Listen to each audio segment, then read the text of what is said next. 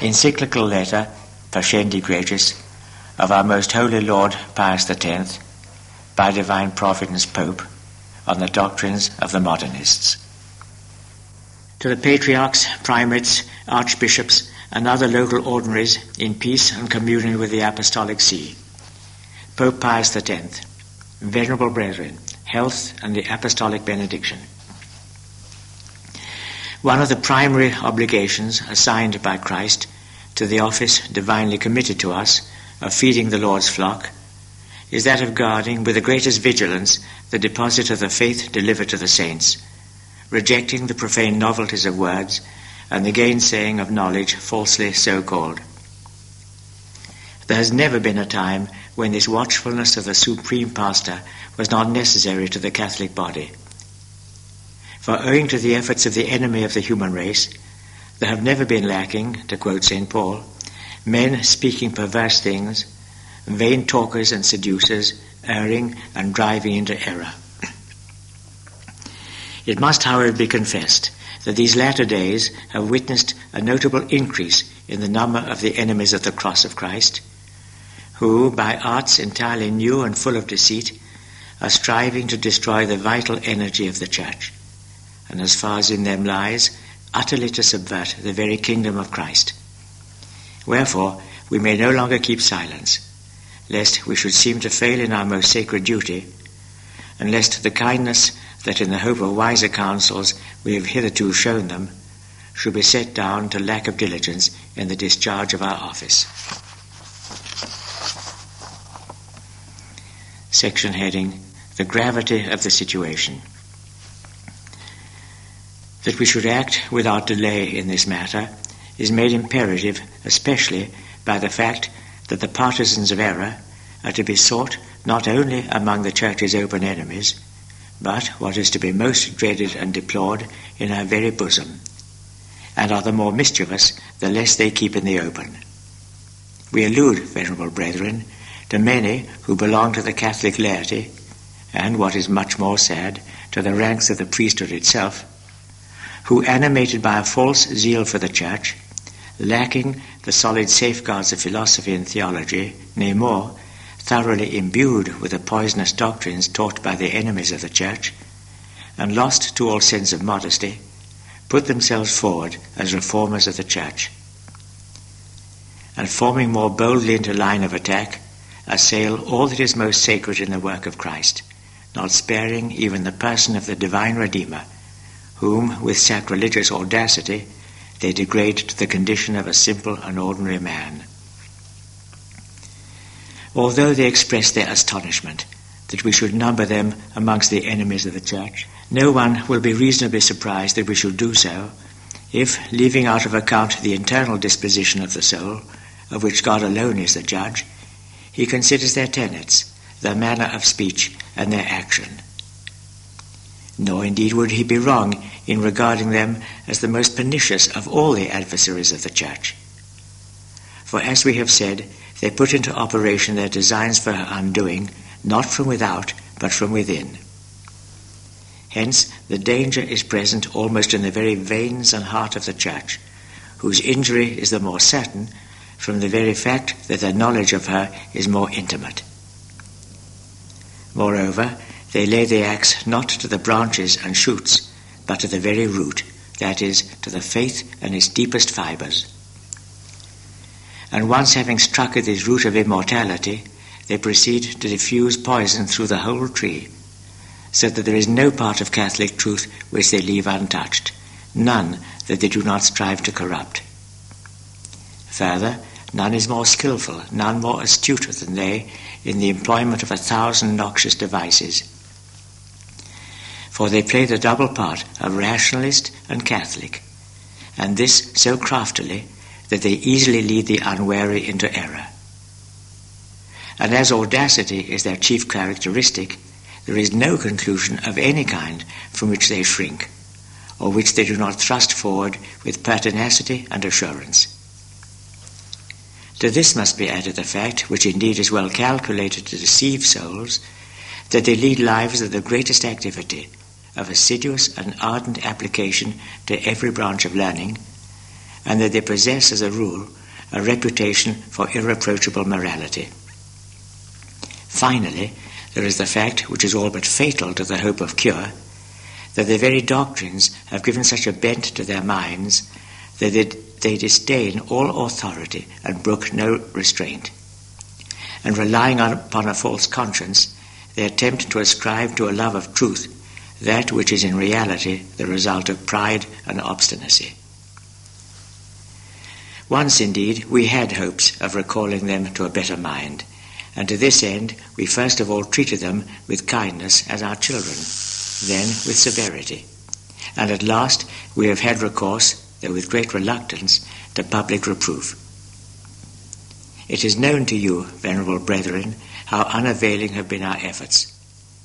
For a moment they have bowed their head, only to lift it more arrogantly than before. If it were a matter which concerned them alone, we might perhaps have overlooked it, but the security of the Catholic name is at stake. Wherefore we must interrupt a silence which it would be criminal to prolong, that we may point out to the whole Church, as they really are, men who are badly disguised. Section heading, The Division of the Encyclical. It is one of the cleverest devices of the modernists, as they are commonly and rightly called, to present their doctrines without order and systematic arrangement, in a scattered and disjointed manner, so as to make it appear as if their minds were in doubt or hesitation, whereas in reality they are quite fixed and steadfast. For this reason, it will be of advantage, venerable brethren, to bring their teachings together here into one group, and to point out their interconnection, and thus to pass to an examination of the sources of the errors, and to prescribe remedies for averting the evil results. Part 1. Analysis of modernist teaching. To proceed in an orderly manner in this somewhat abstruse subject, it must first of all be noted that the modernist sustains and includes within himself a manifold personality. He is a philosopher, a believer, a theologian, an historian, a critic, an apologist, a reformer. These roles must be clearly distinguished one from the other by all who would accurately understand their system and thoroughly grasp the principles and the outcome of their doctrines. Section heading, Agnosticism is Philosophical Foundation. We begin then with the philosopher. Modernists place the foundations of religious philosophy in that doctrine which is commonly called agnosticism. According to this teaching, human reason is confined entirely within the field of phenomena, that is to say, to things that appear, and in the manner in which they appear. It has neither the right nor the power to overstep these limits. Hence, it is incapable of lifting itself up to God, and of recognizing his existence even by means of visible things. From this it is inferred that God can never be the direct object of science, and that as regards history, he must not be considered as an historical subject. Given these premises, everyone will at once perceive what becomes of natural theology, of the motives of credibility, of external revelation. The modernists simply sweep them entirely aside. They include them in intellectualism, which they denounce as a system which is ridiculous and long since defunct.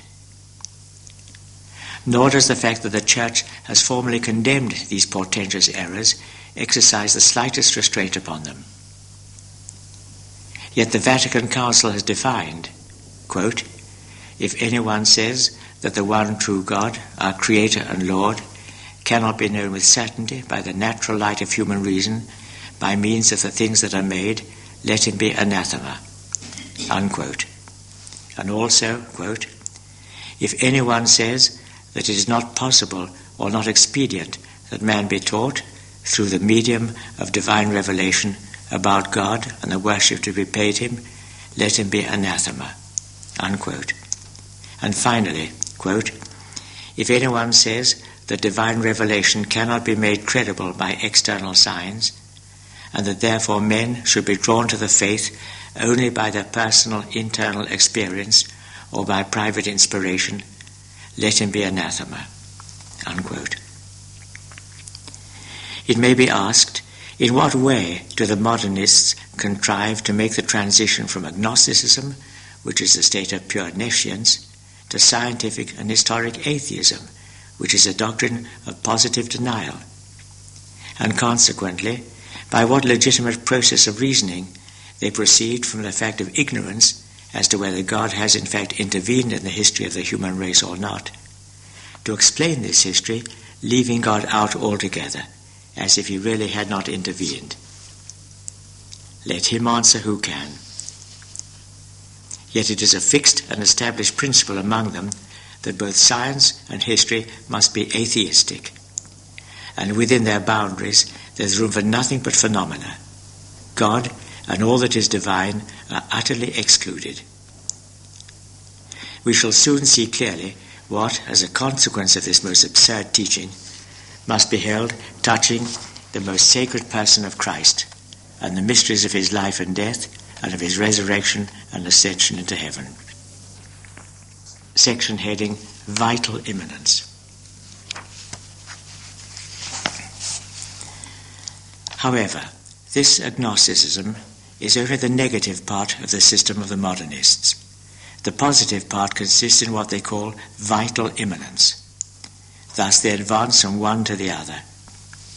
Religion, whether natural or supernatural, must, like every other fact, admit of some explanation. But when natural theology has been destroyed, and the road to revelation closed by the rejection of the arguments of credibility, and all external revelation absolutely denied, it's clear that this explanation will be sought in vain outside of man himself. It must therefore be looked for in man, and since religion is a form of life, the explanation must certainly be found in the life of man. In this way is formulated the principle of religious immanence. Moreover, the first actuation, so to speak, of every vital phenomenon, and religion, as noted above, belongs to this category, is due to a certain need or impulsion. But speaking more particularly of life, it has its origin in a movement of the heart, which movement is called a sense. Therefore, as God is the object of religion, we must conclude that faith, which is the basis and foundation of all religion, must consist in a certain interior sense, originating in a need of the divine. This need of the divine, which is experienced only in special and favorable circumstances, cannot of itself appertain to the domain of consciousness, but is first latent beneath consciousness, or, to borrow a term from modern philosophy, in the subconsciousness, where also its root lies hidden and undetected. It may perhaps be asked how it is that this need of the divine, which man experiences within himself, resolves itself into religion. To this question, the modernist reply would be as follows. Science and history are confined within two boundaries, the one external, namely the visible world, the other internal, which is consciousness. When one or other of these limits has been reached, there can be no further progress, for beyond is the unknowable. In presence of this unknowable, whether it's outside man and beyond the visible world of nature, or lies hidden within the subconsciousness, the need of the divine inner soul, which is prone to religion, excites, according to the principles of fideism, without any previous advertence of the mind, excites a certain special sense, and this sense possesses, implied within itself, both as its own object and as its intrinsic cause, the divine reality itself, and in a way unites man with God. It is this sense to which modernists give the name of faith, and this is what they hold to be the beginning of religion. But we have not yet reached the end of their philosophizing, or, to speak more accurately, of their folly. Modernists find in this sense not only faith, but in and with faith, as they understand it, they affirm that there is also to be found revelation. For indeed, what more is needed to constitute a revelation? Is not that religious sense, which is perceptible in the conscience, revelation, or at least the beginning of revelation? Nay, is not God himself manifesting himself, indistinctly, it's true, in this same religious sense to the soul? And they add, since God is both the object and the cause of faith, this revelation is at the same time of God and from God. That is to say, God is both the revealer and the revealed. From this, venerable brethren, springs that most absurd tenet of the modernists, that every religion, according to the different aspect under which it is viewed, must be considered as both natural and supernatural. It is thus that they make consciousness and revelation synonymous. From this, they derive the law laid down as the universal standard, according to which religious consciousness is to be put on an equal footing with revelation, and that to it all must submit, even the supreme authority of the Church, whether in the capacity of teacher or in that of legislator in the province of sacred liturgy or discipline. Section heading, Deformation of Religious History, the Consequence. In all this process, from which, according to the modernists, faith and revelation spring, one point is to be particularly noted, for it is of capital importance on account of the historical critical corollaries which they deduce from it.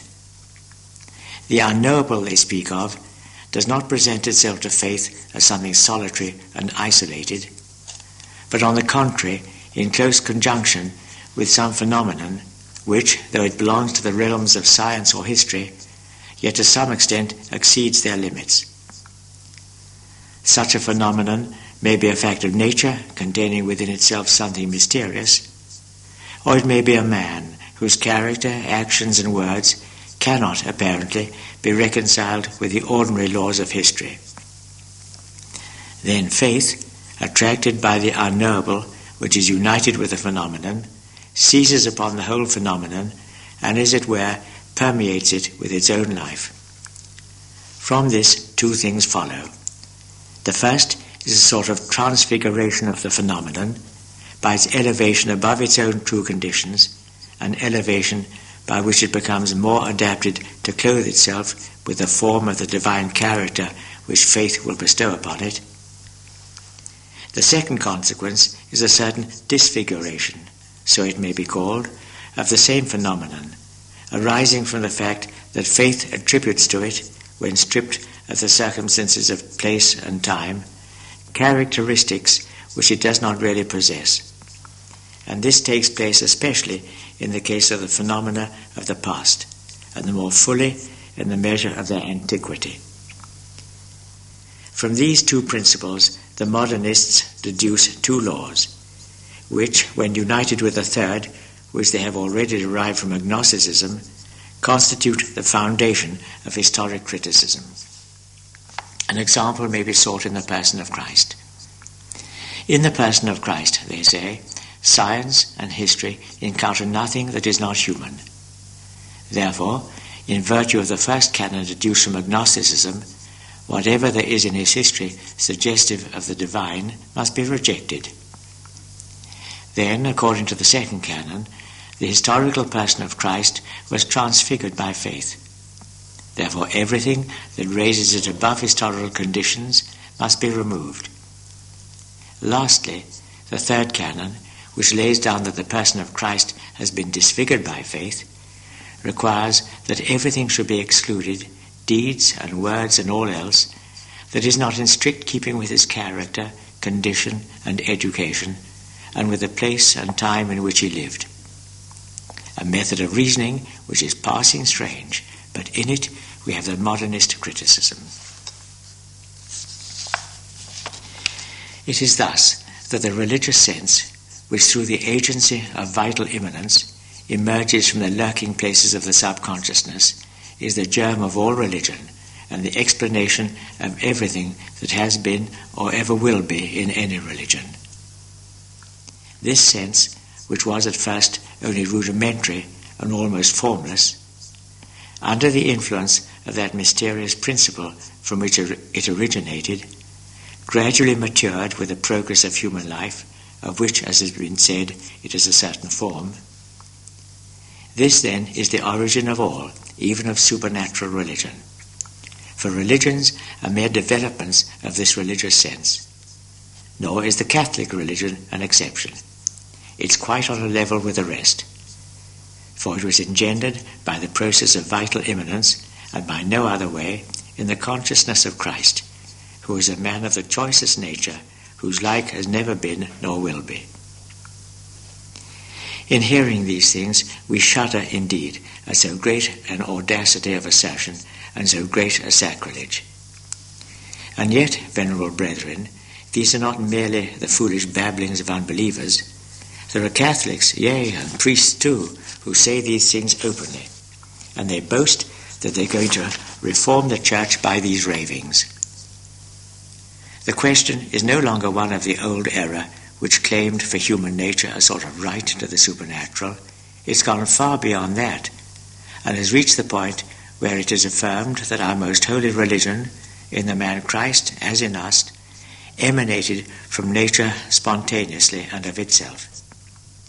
Nothing assuredly could be more utterly destructive of the whole supernatural order.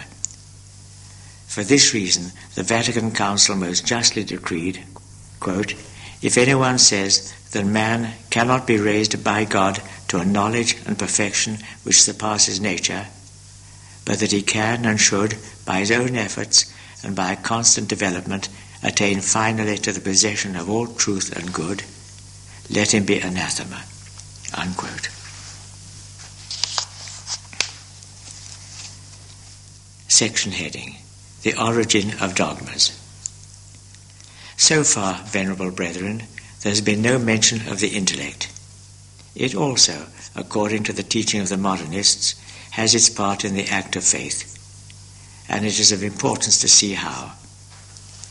In that sense of which we have frequently spoken, since sense is not knowledge, they say God indeed presents himself to man, but in a manner so confused and indistinct that he can hardly be perceived by the believer. It is therefore necessary that a certain light should be cast upon this sense, so that God may clearly stand out in relief and be set apart from it. This is the task of the intellect, whose office it is to reflect and to analyze. And by means of it, man first transforms into mental pictures the vital phenomena which arise within him, and then expresses them in words. Hence the common saying of the modernists, that the religious man must think his faith. The mind then, encountering this sense, throws itself upon it and works in it after the manner of a painter who restores to a greater clearness the lines of a picture that have been dimmed with age. The simile is that of one of the leaders of modernism. The operation of the mind in this work is a double one. First, by a natural and spontaneous act, it expresses its concept in a simple popular statement. Then, on reflection and deeper consideration, or as they say, by elaborating its thought, it expresses the idea in secondary propositions, which are derived from the first, but are more precise and distinct. These secondary propositions, if they finally receive the approval of the Supreme Magisterium of the Church, constitute dogma. We have thus reached one of the principal points in the modernist system, namely the origin and the nature of dogma. For they place the origin of dogma in those primitive and simple formulae which, under a certain aspect, are necessary to faith. For revelation to be truly such requires the clear knowledge of God in the consciousness. But dogma itself, they apparently hold, strictly consists in the secondary formulae. To ascertain the nature of dogma, we must first find the relation which exists between the religious formulas and the religious sense. This will be readily perceived by anyone who holds that these formulas have no other purpose than to furnish the believer with a means of giving to himself an account of his faith. These formulas, therefore, stand midway between the believer and his faith. In their relation to the faith, they are the inadequate expression of its object and are usually called symbols. In their relation to the believer, they are mere instruments. Section heading, its evolution. Hence, it is quite impossible to maintain that they absolutely contain the truth, for insofar as they are symbols, they are images of truth, and so must be adapted to the religious sense in its relation to man. And as instruments, they are the vehicles of truth, and must therefore in their turn be adapted to man in his relation to the religious sense. But the object of the religious sense, as something contained in the absolute, possesses an infinite variety of aspects, of which now one, now another may present itself.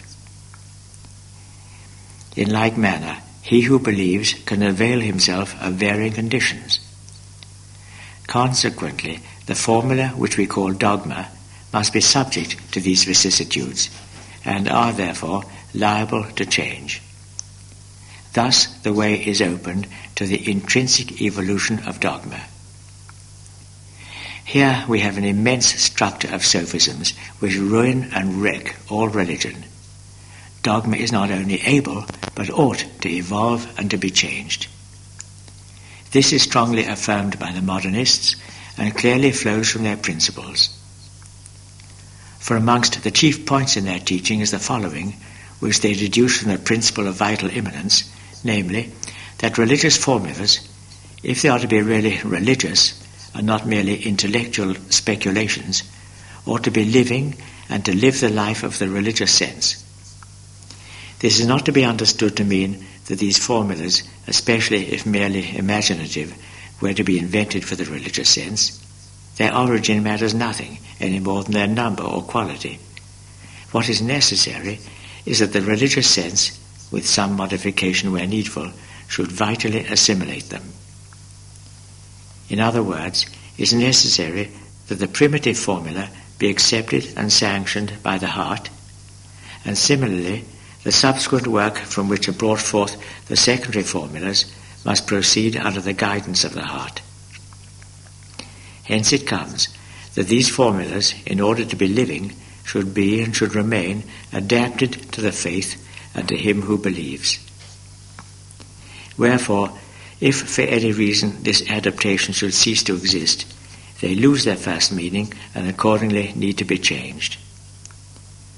In view of the fact that the character and lot of dogmatic formulas are so unstable, it is no wonder that modernists should regard them so lightly and in such open disrespect, and have no consideration or praise for anything but the religious sense and for the religious life. In this way, with consummate audacity, they criticize the Church as having strayed from the true path by failing to distinguish between the religious and moral sense of formulas and their surface meaning, and by clinging vainly and tenaciously to meaningless formulas, while religion itself is allowed to go to ruin. Blind they are, and leaders of the blind, puffed up with the proud name of science, they reach that pitch of folly at which they pervert the eternal concept of truth and the true meaning of religion. In introducing a new system in which they are seen to be under the sway of a blind and unchecked passion for novelty, thinking not at all of finding some solid foundation of truth, but despising the holy and apostolic tradition, they embrace other and vain, futile, uncertain doctrines, unapproved by the Church, on which, in the height of their vanity, they think they can base and maintain truth itself. That last bit was a quote from Pope Gregory XVI, 1834. Section heading, The Modernist as Believer, Individual Experience and Religious Certitude. Thus far, venerable brethren, we have considered the modernist as a philosopher. Now, if we proceed to consider him as a believer, and seek to know how the believer, according to modernism, is marked off from the philosopher, it must be observed that although the philosopher recognizes the reality of the divine as the object of faith, still this reality is not to be found by him but in the heart of the believer, as an object of feeling and affirmation, and therefore confined within the sphere of phenomena. But the question as to whether in itself it exists outside that feeling and affirmation is one which the philosopher passes over and neglects. For the modernist believer, on the contrary, is an established and certain fact that the reality of the divine does really exist in itself and quite independently of the person who believes in it. If you ask on what foundation this assertion of the believer rests, he answers, in the personal experience of the individual. On this head, the modernists differ from the rationalists only to fall into the views of the Protestants and pseudo-mystics. The following is their manner of stating the question. In the religious sense, one must recognize a kind of intuition of the heart, which puts man in immediate contact with the reality of God, and infuses such a persuasion of God's existence and his action both within and without man as far to exceed any scientific conviction. They assert, therefore, the existence of a real experience, and one of a kind that surpasses all rational experience. If this experience is denied by some, like the rationalists, they say that this arises from the fact that such persons are unwilling to put themselves in the moral state necessary to produce it. It is this experience which makes the person who acquires it to be properly and truly a believer. How far this position is removed from that of Catholic teaching. We have already seen how its fallacies have been condemned by the Vatican Council. Later on, we shall see how these errors, combined with those which we have already mentioned, open wide the way to atheism. Here it is well to note at once that given this doctrine of experience, united with that of symbolism, every religion, even that of paganism, must be held to be true. What is to prevent such experiences from being found in any religion? In fact, that they are so is maintained by not a few. On what grounds can modernists deny the truth of an experience affirmed by a follower of Islam? Will they claim a monopoly of true experiences for Catholics alone? Indeed, modernists do not deny, but actually maintain, some confusedly, others frankly, that all religions are true. That they cannot feel otherwise is obvious. For on what ground, according to their theories, could falsity be predicated of any religion whatsoever? Certainly, it would be either on account of the falsity of the religious sense or on account of the falsity of the formula pronounced by the mind. Now the religious sense, although it may be more perfect or less perfect, is always one and the same. And the intellectual formula, in order to be true, has but to respond to the religious sense and to the believer, whatever be the intellectual capacity of the latter. In the conflict between different religions, the most that modernists can maintain is that the Catholic has more truth because it is more vivid, and that it deserves with more reason the name of Christian because it corresponds more fully with the origins of Christianity. No one will find it unreasonable that these consequences flow from the premises.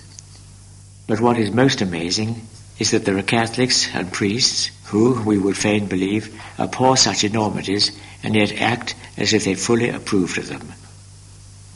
For they lavish such praise and bestow such public honour on the teachers of these errors as to convey the belief that their admiration is not meant merely for the persons, who are perhaps not devoid of a certain merit, but rather for the sake of the errors which these persons openly profess and which they do all in their power to propagate. Section heading, Religious Experience and Tradition. There is yet another element in this part of their teaching which is absolutely contrary to Catholic truth.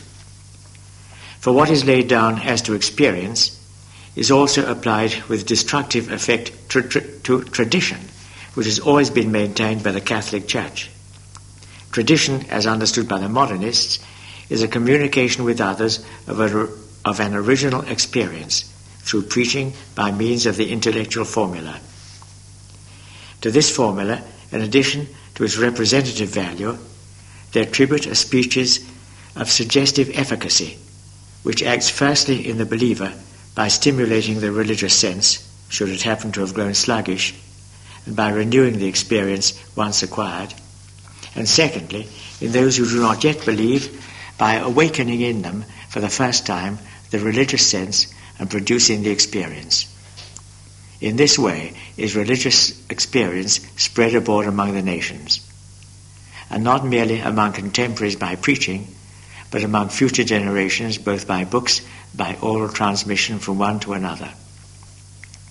Sometimes this communication of religious experience takes root and thrives, at other times it withers at once and dies. For the modernists, to live is a proof of truth, since for them life and truth are one and the same thing. Thus we are once more led to infer that all existing religions are equally true, for otherwise they would not survive. Section heading: Faith and Science.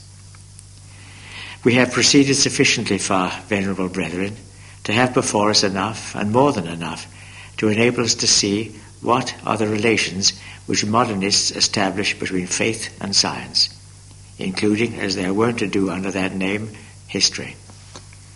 And in the first place, it is to be held that the object matter of the one is quite extraneous to and separate from the object matter of the other. For faith occupies itself solely with something which science declares to be, for it, unknowable. Hence, each has a separate scope assigned to it. Science is entirely concerned with phenomena, into which faith does not at all enter. Faith, on the contrary, concerns itself with the divine, which is entirely unknown to science. Thus it is contended that there can never be any dissension between faith and science.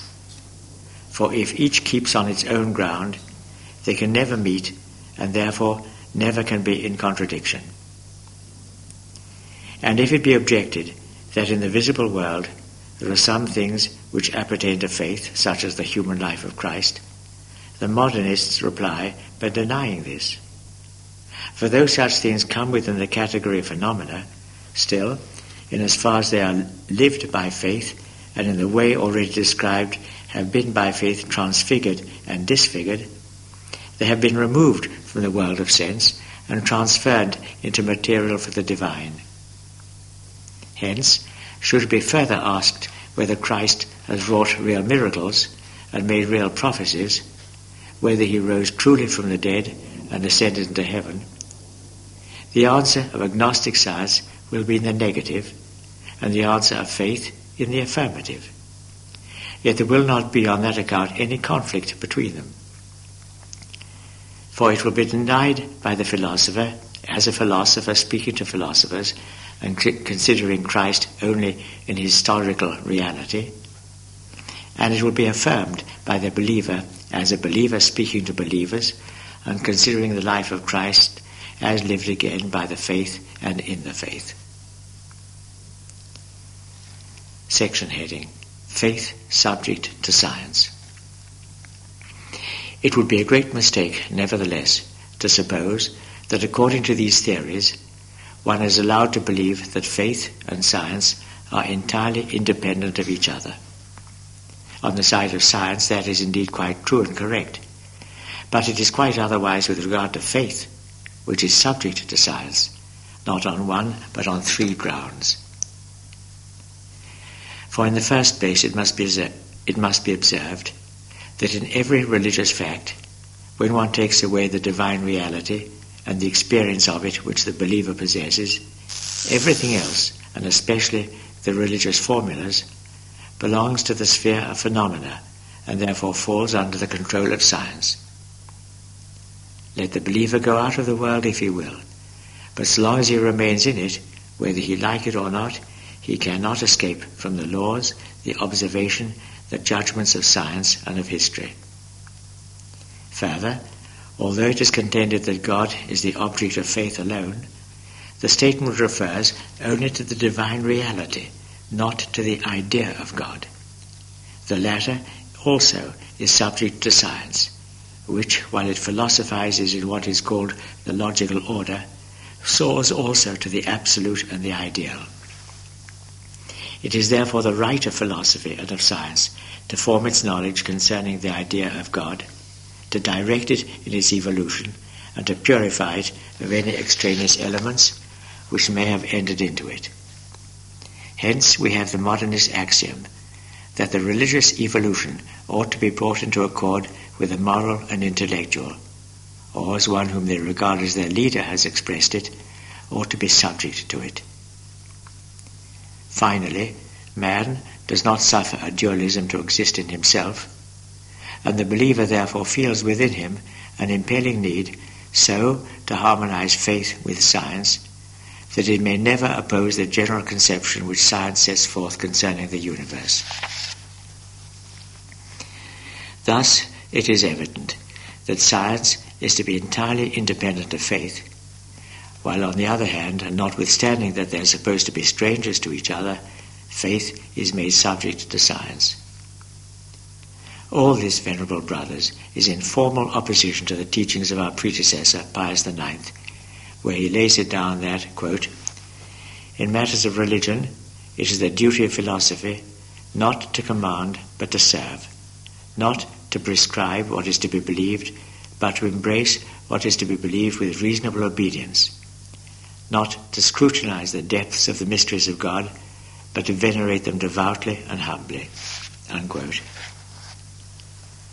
The modernists completely invert the parts, and to them may be applied the words which another of our predecessors, Gregory IX, addressed to some theologians of his time, quote, "Some among you, puffed up like bladders with a spirit of vanity, strive by profane novelties to cross the boundaries fixed by the fathers, twisting the meaning of the sacred text to the philosophical teaching of the rationalists, not for the profit of their hearer, but to make a show of science. These men, led away by various and strange doctrines, turn the head into the tail and force the queen to serve the handmaid." Unquote. Section heading, The Methods of Modernists. This will appear more clearly to anybody who studies the conduct of modernists, which is in perfect harmony with their teachings. In their writings and addresses, they seem not infrequently to advocate doctrines which are contrary one to the other, so that one would be disposed to regard their attitude as double and doubtful. But this is done deliberately and advisedly, and the reason of it is to be found in their opinion as to the mutual separation of science and faith. Thus in their books one finds some things which might well be approved by a Catholic, but on turning over the page one is confronted by other things which might well have been dictated by a rationalist. When they write history, they make no mention of the divinity of Christ, but when they are in the pulpit, they profess it clearly. Again, when they are dealing with history, they take no account of the fathers and the councils, but when they catechize the people, they cite them respectfully. In the same way, they draw the distinctions between exegesis, which is theological and pastoral, and exegesis, which is scientific and historical. So too, when they treat of philosophy, history, and criticism, acting on the principle that science in no way depends upon faith, they feel no special horror in treading the footsteps of Luther, and are wont to display a manifold contempt for Catholic doctrines, for the Holy Fathers, for the ecumenical councils, for the ecclesiastical magisterium. And should they be taken to task for this, they complain that they are being deprived of their liberty. Lastly, maintaining the theory that faith must be subject to science, they continuously and openly rebuke the Church on the ground that she resolutely refuses to submit and accommodate her dogmas to the opinions of philosophy, while they, on their side, having for this purpose blotted out the old theology, endeavour to introduce a new theology which shall support the aberrations of philosophers.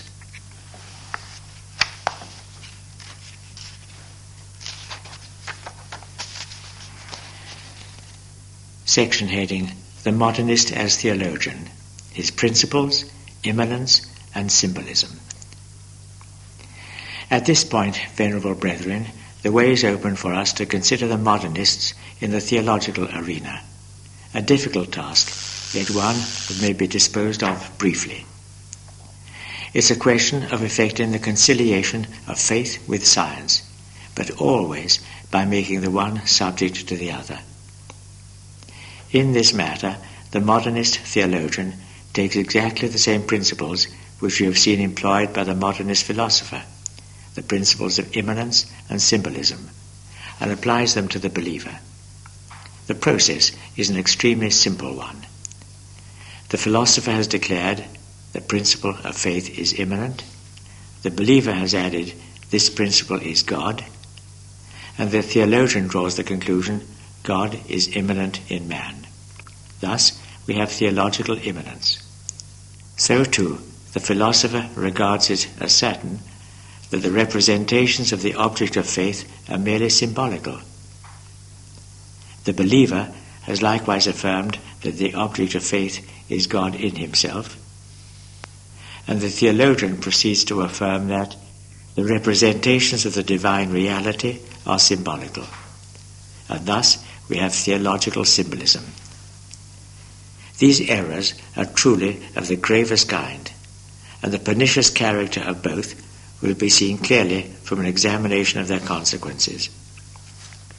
For to begin with symbolism, since symbols about symbols in regard to their objects and only instruments in regard to the believer, it is necessary first of all, according to the teachings of the modernists, that the believer do not lay too much stress on the formula as formula, but avail himself of it only for the purpose of uniting himself to the absolute truth which the formula at once reveals and conceals, that is to say, endeavours to express, but without ever succeeding in doing so.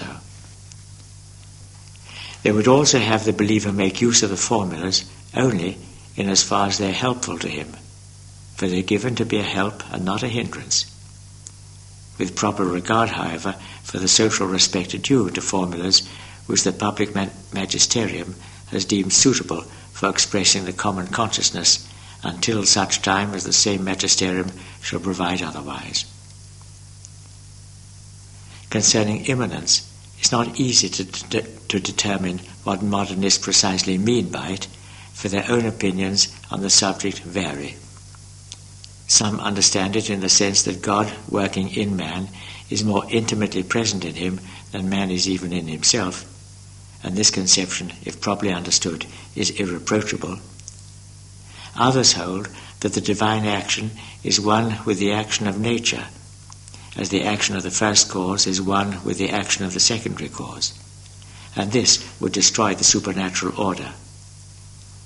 Others, finally, explain it in a way which savours of pantheism, and this, in truth, is the sense which best fits in with the rest of their doctrines. With this principle of immanence is connected another which may be called the principle of divine permanence. It differs from the first in much the same way as the private experience differs from the experience transmitted by tradition.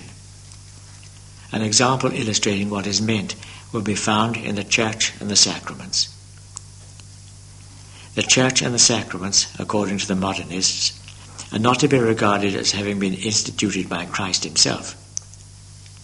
This is barred by agnosticism, which recognizes in Christ nothing more than a man whose religious consciousness has been, like that of all men, formed by degrees. It's also barred by the law of immanence, which rejects what they call external application. It's further barred by by the law of evolution, which requires for the development of the germs time and a certain series of circumstances. It is, finally, barred by history, which shows that such in fact has been the course of things. Still, it is to be held that both church and sacraments have been founded immediately by Christ. But how? In this way. All Christian consciences were, they affirm, in a manner virtually included in the conscience of Christ, as the plant is included in the seed. But as the branches live the life of the seed, so too all Christians are said to live the life of Christ. But the life of Christ, according to faith, is divine, and so too is the life of Christians. And if this life produced in the course of ages both the church and the sacraments, it's quite right to say that their origin is from Christ and is divine. In the same way, they make out that the Holy Scriptures and the dogmas are divine. And in this, the modernist theology may be said to reach its completion. A slender provision in truth, but more than enough for the theologian who professes that the conclusions of science, whatever they may be, must always be accepted. No one will have any difficulty in making the application of these theories to the other points with which we propose to deal. Section heading, Dogma and the Sacraments. Thus far, we have touched upon the origin and nature of faith. But as faith has many branches, and chief among them the church, dogma, worship, devotions, the books which we call sacred, it concerns us to know what do the modernists teach concerning them. To begin with dogma, we have already indicated its origin and nature. Dogma is born of a sort of impulse or necessity by virtue of which the believer elaborates his thought so as to render it clearer to his own conscience and that of others. This elaboration consists entirely in the process of investigating and refining the primitive mental formula, not indeed in itself as according to any logical explanation, but according to circumstances, or vitally, as the modernists somewhat less intelligibly describe it. Hence it happens that around this primitive formula, secondary formulas, as we have already indicated, gradually continue to be formed, and these subsequently grouped into one body, or one doctrinal construction, and further sanctioned by the public magisterium as responding to the common consciousness, are called dogma. Dogma is to be carefully distinguished from the speculations of theologians, which, although not alive with the life of dogma, are not without their utility as serving both to harmonize religion with science and to remove opposition between them, and to illumine and defend religion from without, and it may be even to prepare the matter for future dogma. Concerning worship, there would not be much to be said, were it not that under this head are comprised the sacraments, concerning which the modernist errors are of the most serious character. For them, the sacraments are the resultant of a double impulse or need, for, as we have seen, everything in their system is explained by inner impulses or necessities. The first need is that of giving some sensible manifestation to religion. The second is that of expressing it, which could not be done without some sensible form and consecrating acts, and these are called sacraments. But for the modernists, sacraments are bare symbols or signs. They are not devoid of a certain efficacy. An efficacy, they tell us, like that of certain phrases vulgarly described as having caught the popular ear, inasmuch as they have the power of putting certain leading ideas into circulation and of making a marked impression upon the mind. What the phrases are to the ideas, that the sacraments are to the religious sense, that and nothing more. The modernists would express their mind more clearly were they to affirm that the sacraments are instituted solely to foster the faith, but this is condemned by the Council of Trent. Quote, if anyone say that these sacraments are instituted solely to foster the faith, let him be anathema. Unquote. Section heading, The Holy Scriptures. We have already touched upon the nature and origin of the sacred books. According to the principles of the modernists, they may be rightly described as a summary of experiences, not indeed of the kind that may now and again come to anybody, but those extraordinary and striking experiences which are the possession of every religion. And this is precisely what they teach about our books of the Old and New Testament. But to suit their own theories, they note with remarkable ingenuity that although experience is something belonging to the present, still it may draw its material in like manner from the past and the future, inasmuch as the believer, by memory, lives the past over again after the manner of the present, and lives the future already by anticipation. This explains how it is that the historical and apocalyptic books are included among the sacred writings. God does indeed speak in these books through the medium of the believer, but according to modernist theology, only by immanence and vital permanence. We may ask, what then becomes of inspiration? Inspiration, they reply, is in no wise distinguished from that impulse which stimulates the believer to reveal the faith that is in him by words or writing, except perhaps by its vehemence. It is something like that which happens in poetical inspiration, of which it has been said, "There is a God in us, and when he stirreth, he sets us afire."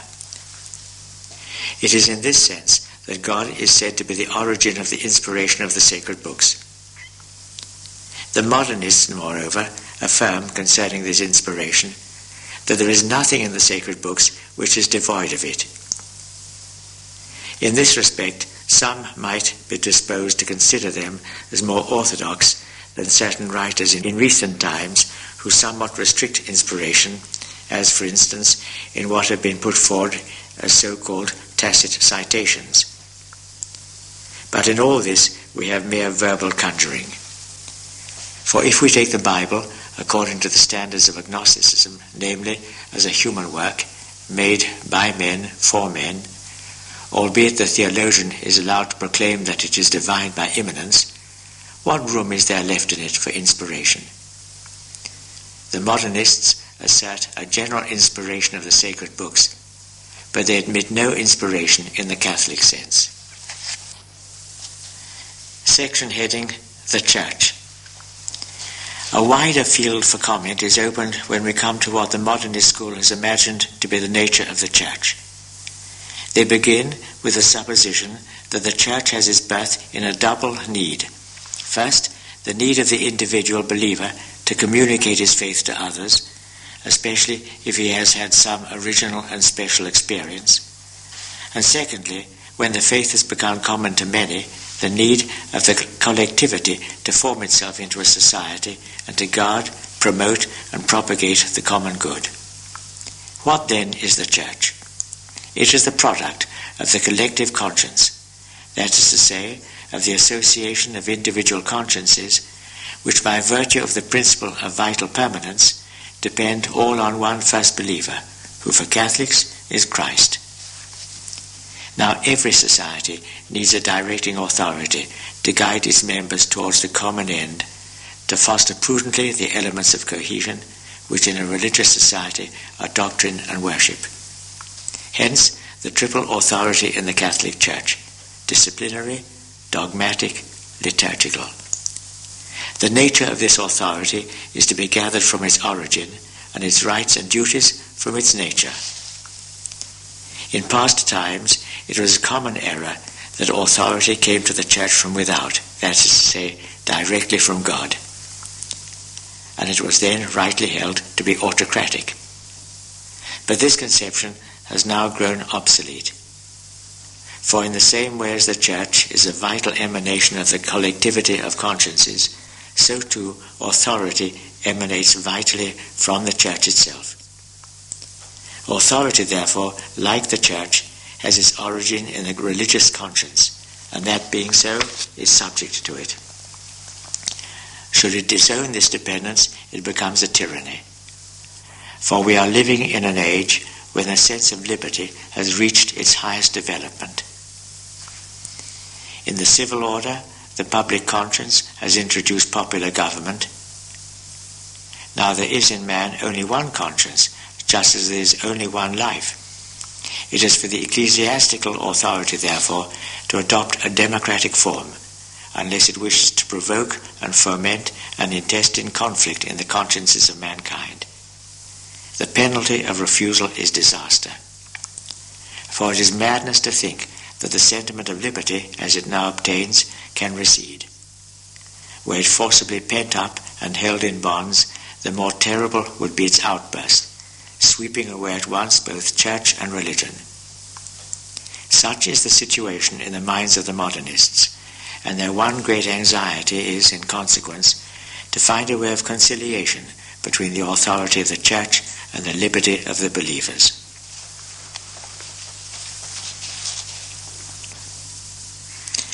Section heading: The relations between church and state.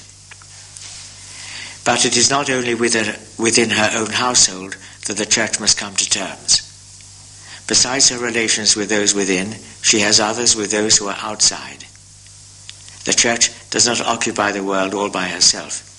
There are other societies in the world with which she must necessarily have dealings and contact. The rights and duties of the church towards civil societies must therefore be determined, and determined, of course, by her own nature, that, to wit, which the modernists have already described to us. The rules to be applied in this matter are clearly those which have been laid down for science and faith, though in the latter case the question turned upon the object, while in the present case we have one of ends. In the same way, then, as faith and science are alien to each other by reason of the diversity of their objects, church and state are strangers by reason of the diversity of their ends, that of the church being spiritual, while that of the state is temporal. Formerly, it was possible to subordinate the temporal to the spiritual, and to speak of some questions as mixed, conceding to the church the position of queen and mistress in all such, because the church was then regarded as having been instituted immediately by God as the author of the supernatural order. But this doctrine is today repudiated alike by philosophers and historians. The state must therefore be separated from the church, and the Catholic from the citizen. Every Catholic, from the fact that he is also a citizen, has the right and the duty to work for the common good in the way he thinks best, without troubling himself about the authority of the church, without paying any heed to its wishes, its counsels, its orders, nay, even in spite of its rebukes. For the church to trace out and prescribe for the citizen any line of action on any pretext whatsoever is to be guilty of an abuse of authority, against which one is bound to protest with all one's might. Venerable brethren, the principles from which these doctrines spring have been solemnly condemned by our predecessor, Pius VI, in his apostolic constitution, Auctorem Fidei. Section heading: The Magisterium of the Church. But it is not enough for the modernist school that the state should be separated from the church. For as faith is to be subordinated to science as far as phenomenal elements are concerned, so too, in temporal matters, the church must be subject to the state. This indeed modernists may not yet say openly, but they are forced by the logic of their position to admit it. For granted the principle that in temporal matters the state possesses the sole power, it will follow that when the believer, not satisfied with merely internal acts of religion, proceeds to external acts, such, for instance, as the reception or administration of the sacraments, these will fall under the control of the state. What will then become of ecclesiastical authority, which can only be exercised by external acts? Obviously, it will be completely under the dominion of the state. It is this inevitable consequence which urges many among liberal Protestants to reject all external worship, nay, all external religious fellowship, and leads them to advocate what they call individual religion. If the modernists have not yet openly proceeded so far, they ask the Church in the meanwhile to follow of her own accord in the direction in which they urge her, and to adapt herself to the forms of the state. Such are their ideas about disciplinary authority. But much more evil and pernicious are their opinions on doctrinal and dogmatic authority. The following is their conception of the magisterium of the Church. No religious society, they say, can be a real unit unless the religious conscience of its members be one, and also the formula which they adopt. But this double unity requires a kind of common mind whose office is to find and determine the formula that corresponds best with the common conscience. And it must have, moreover, an authority sufficient to enable it to impose on the community the formula which has been decided upon. From the combination and, as it were, fusion of these two elements, the common mind which draws up the formula and the authority which imposes it, arises, according to the modernists, the notion of the ecclesiastical magisterium. And as this magisterium springs in its last analysis from the individual consciences and possesses its mandate of public utility for their benefit, it necessarily follows that the ecclesiastical magisterium must be dependent upon them and should therefore be made to bow to the popular ideals. To prevent individual consciences from expressing freely and openly the impulses they feel, to hinder criticism from urging forward dogma in the path of its necessary evolution, is not a legitimate use, but an abuse of a power given for the public weal. So too, a due method and measure must be observed in the exercise of authority. To condemn and prescribe a work without the knowledge of the author, without hearing his explanations, without discussion, is something approaching to tyranny. And here again is a question of finding a way of reconciling the full rights of authority on the one hand and those of liberty on the other. In the meantime, the proper course for the Catholic will be to proclaim publicly his profound respect for authority while never ceasing to follow his own judgment. Their general direction for the Church is as follows: that the ecclesiastical authority, since its end is entirely spiritual, should strip itself of that external pomp which adorns it in the eyes of the public. In this they forget that while religion is for the soul, it is not exclusively for the soul, and that the honor paid to authority is reflected back on Christ who instituted it. Section heading: The Evolution of Doctrine. To conclude this whole question of faith and its various branches, we have still to consider, venerable brethren, what the modernists have to say about the development of the one and the other. First of all, they lay down the general principle that in a living religion everything is subject to change and must in fact be changed. In this way they pass to what is practically their principal doctrine, namely evolution. To the laws of evolution everything is subject under penalty of death: dogma, church, worship, the books we revere as sacred, even faith itself. The enunciation of this principle will not be a matter of surprise to anyone who bears in mind what the modernists have had to say about each of these subjects. Having laid down this law of evolution, the modernists themselves teach us how it operates. And first, with regard to faith. The primitive form of faith, they tell us, was rudimentary and common to all men alike, for it had its origin in human nature and human life. Vital evolution brought with it progress, not by the accretion of new and purely adventitious forms from without, but by an increasing profusion of the religious sense into the conscience. The progress was of two kinds: negative, by the elimination of all extraneous elements, such, for example, as those derived from the family or nationality, and positive, by that intellectual and moral refining of man, by means of which the idea of the divine became fuller and clearer, while the religious sense became more acute. For the progress of faith the same causes are to be assigned as those which are adduced above to explain its origin. But to them must be added those extraordinary men whom we call prophets, of whom Christ was the greatest, both because in their lives and their words there was something mysterious which faith attributed to the divinity, and because it fell to their lot to have new and original experiences, fully in harmony with the religious needs of their time.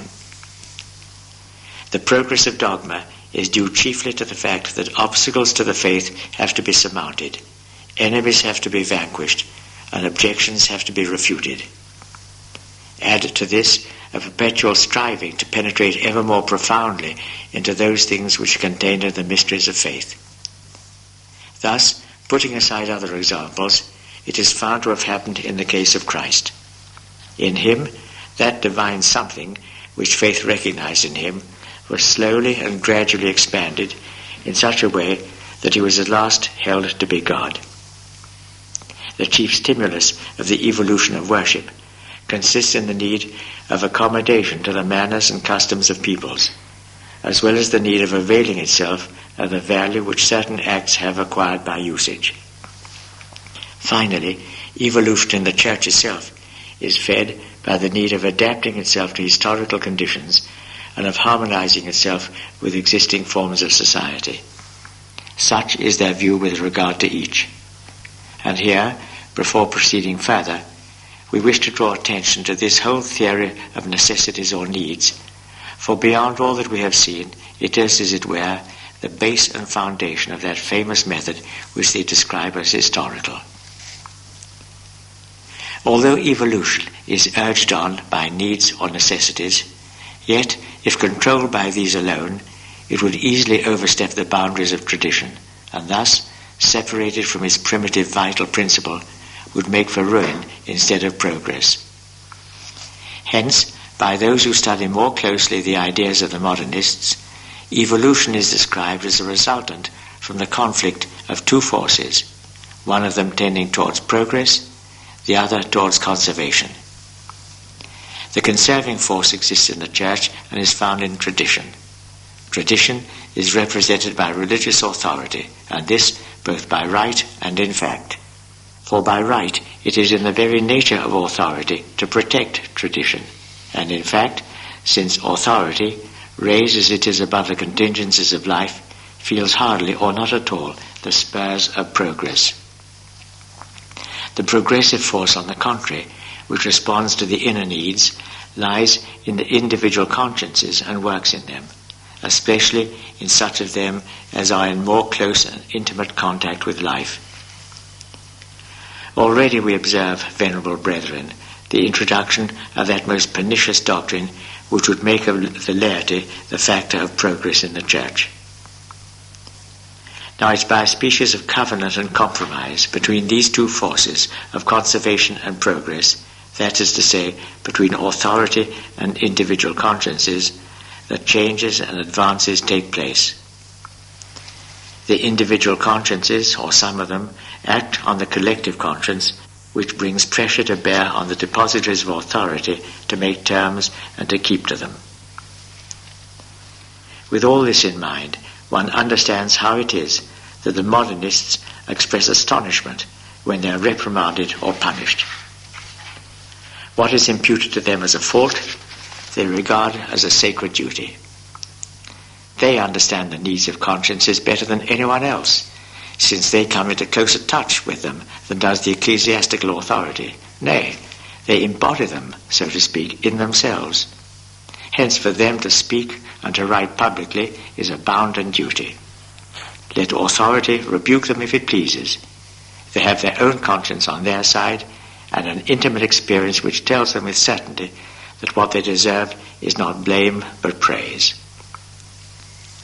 Then they reflect that after all, there's no progress without a battle, and no battle without its victims. And victims they're willing to be, like the prophets and Christ himself. They have no bitterness in their hearts against the authority which uses them roughly, for after all, they readily admit that it is only doing its duty as authority.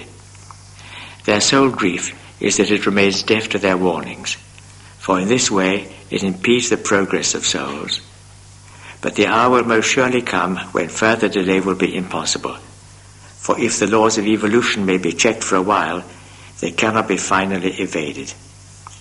And thus they go on their way, reprimands and condemnations notwithstanding, masking an incredible audacity under a mock semblance of humility. While they make a pretense of bowing their heads, their minds and hands are more boldly intent than ever on carrying out their purposes. And this policy they follow willingly and wittingly, both because it is part of their system that authority is to be stimulated but not dethroned, and because it is necessary for them to remain within the ranks of the Church in order that they may gradually transform the collective conscience. And in saying this, they fail to perceive that they are vowing that the collective conscience is not with them, and that they have no right to claim to be its interpreters. It is thus, venerable brethren, that for the modernists, whether as authors or propagandists, there is nothing stable, nothing immutable in the Church. Nor indeed are they without forerunners in their doctrines, for it was of these that our predecessor Pius IX wrote, quote, "These enemies of divine revelation extol human progress to the skies, and with rash and sacrilegious daring would have it introduced into the Catholic religion, as if this religion were not the work of God but of man, or some kind of philosophical discovery susceptible of perfection by human efforts." Unquote. On the subject of revelation and dogma in particular, the doctrine of the modernists offers nothing new. We find it condemned in the syllabus of Pius IX, where it is enunciated in these terms, quote, "Divine revelation is imperfect, and therefore subject to continual and indefinite progress, corresponding with the progress of human reason," unquote. And condemned still more solemnly in the Vatican Council, quote, "The doctrine of the faith which God has revealed has not been proposed to human intelligences to be perfected by them as if it were a philosophical system, but as a divine deposit entrusted to the spouse of Christ to be faithfully guarded and infallibly interpreted. Hence also that sense of the sacred dogmas is to be perpetually retained which our Holy Mother the Church has once declared, nor is this sense ever to be abandoned on plea or pretext of a more profound comprehension of the truth," unquote. Nor is the development of our knowledge, even concerning the faith, barred by this pronouncement. On the contrary, it is supported and maintained. For the same council continues, quote, "Let intelligence and science and wisdom, therefore, increase and progress abundantly and vigorously in individuals and in the mass, in the believer and in the whole Church, throughout the ages and the centuries, but only in his own kind, that is, according to the same dogma, the same sense, the same acceptation," unquote. Our next section heading is "The Modernist as Historian and Critic." We have studied the modernist as philosopher, believer, and theologian. It now remains for us to consider him as historian, critic, apologist, and reformer. Some modernists, devoted to historical studies, seem to be deeply anxious not to be taken for philosophers.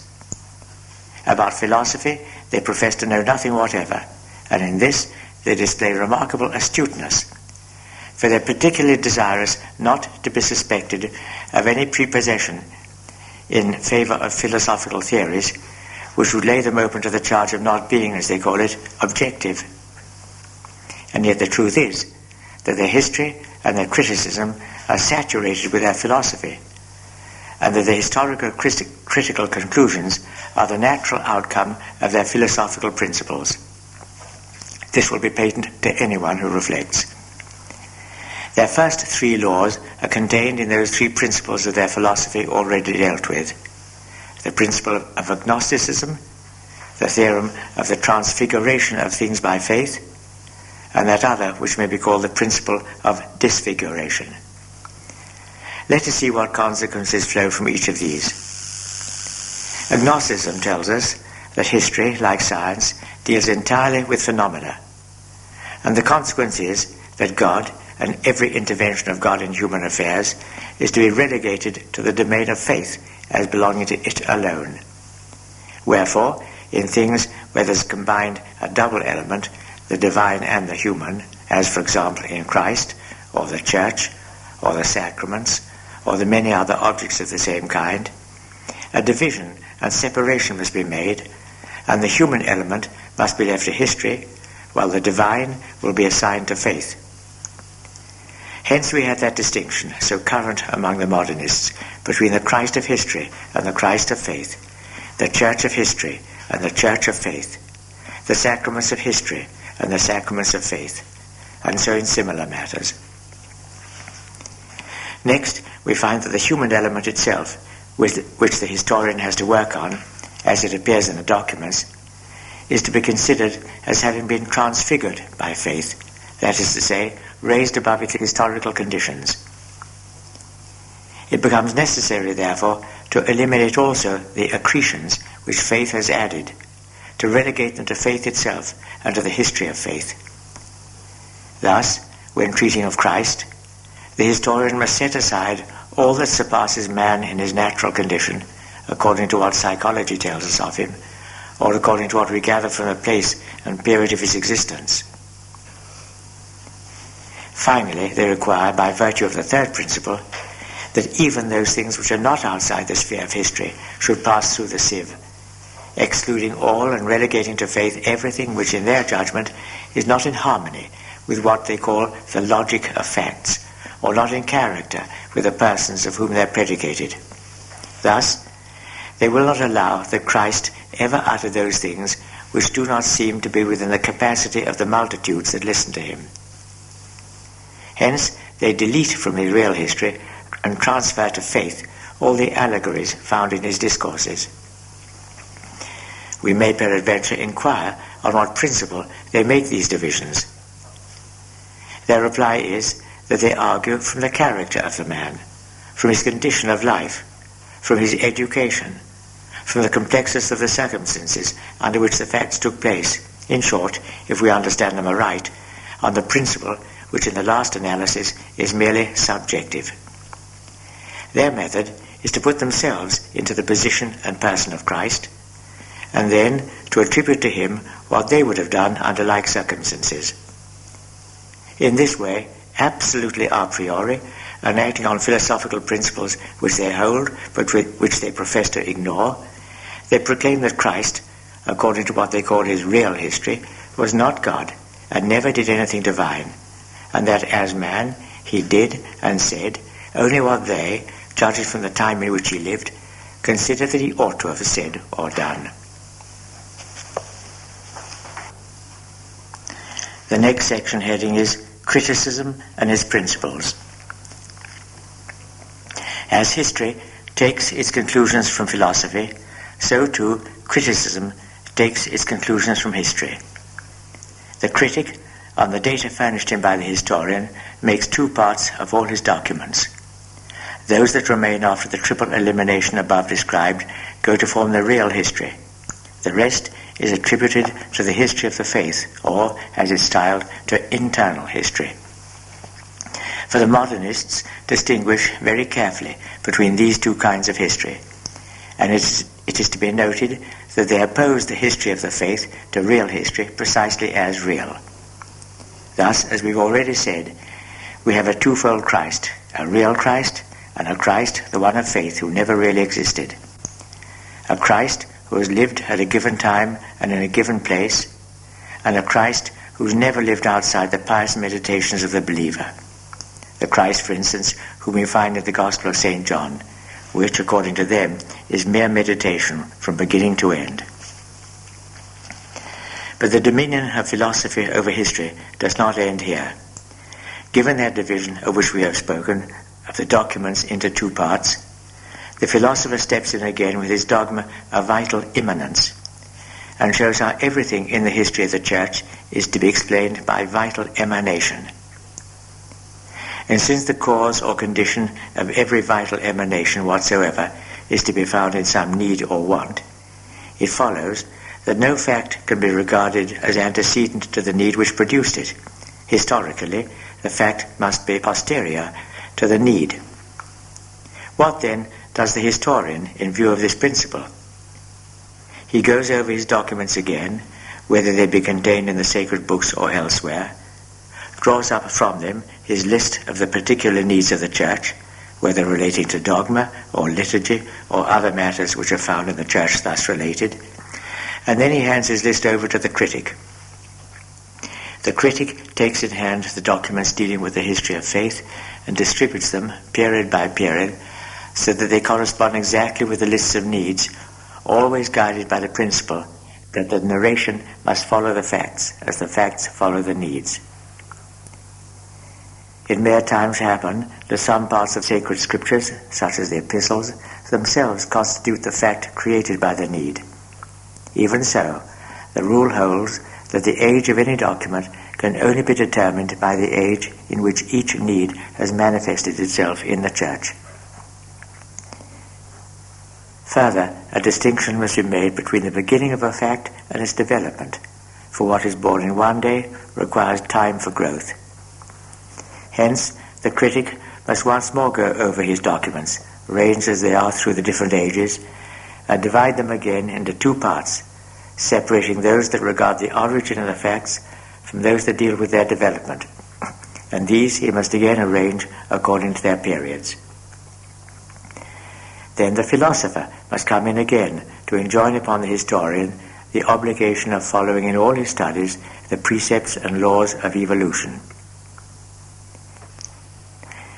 It is next for the historian to scrutinize his documents once more, to examine carefully the circumstances and conditions affecting the Church during the different periods, the conserving force she has put forth, the needs, both internal and external, that have stimulated her to progress, the obstacles she has had to encounter, in a word, everything that helps to determine the manner in which the laws of evolution have been fulfilled in her.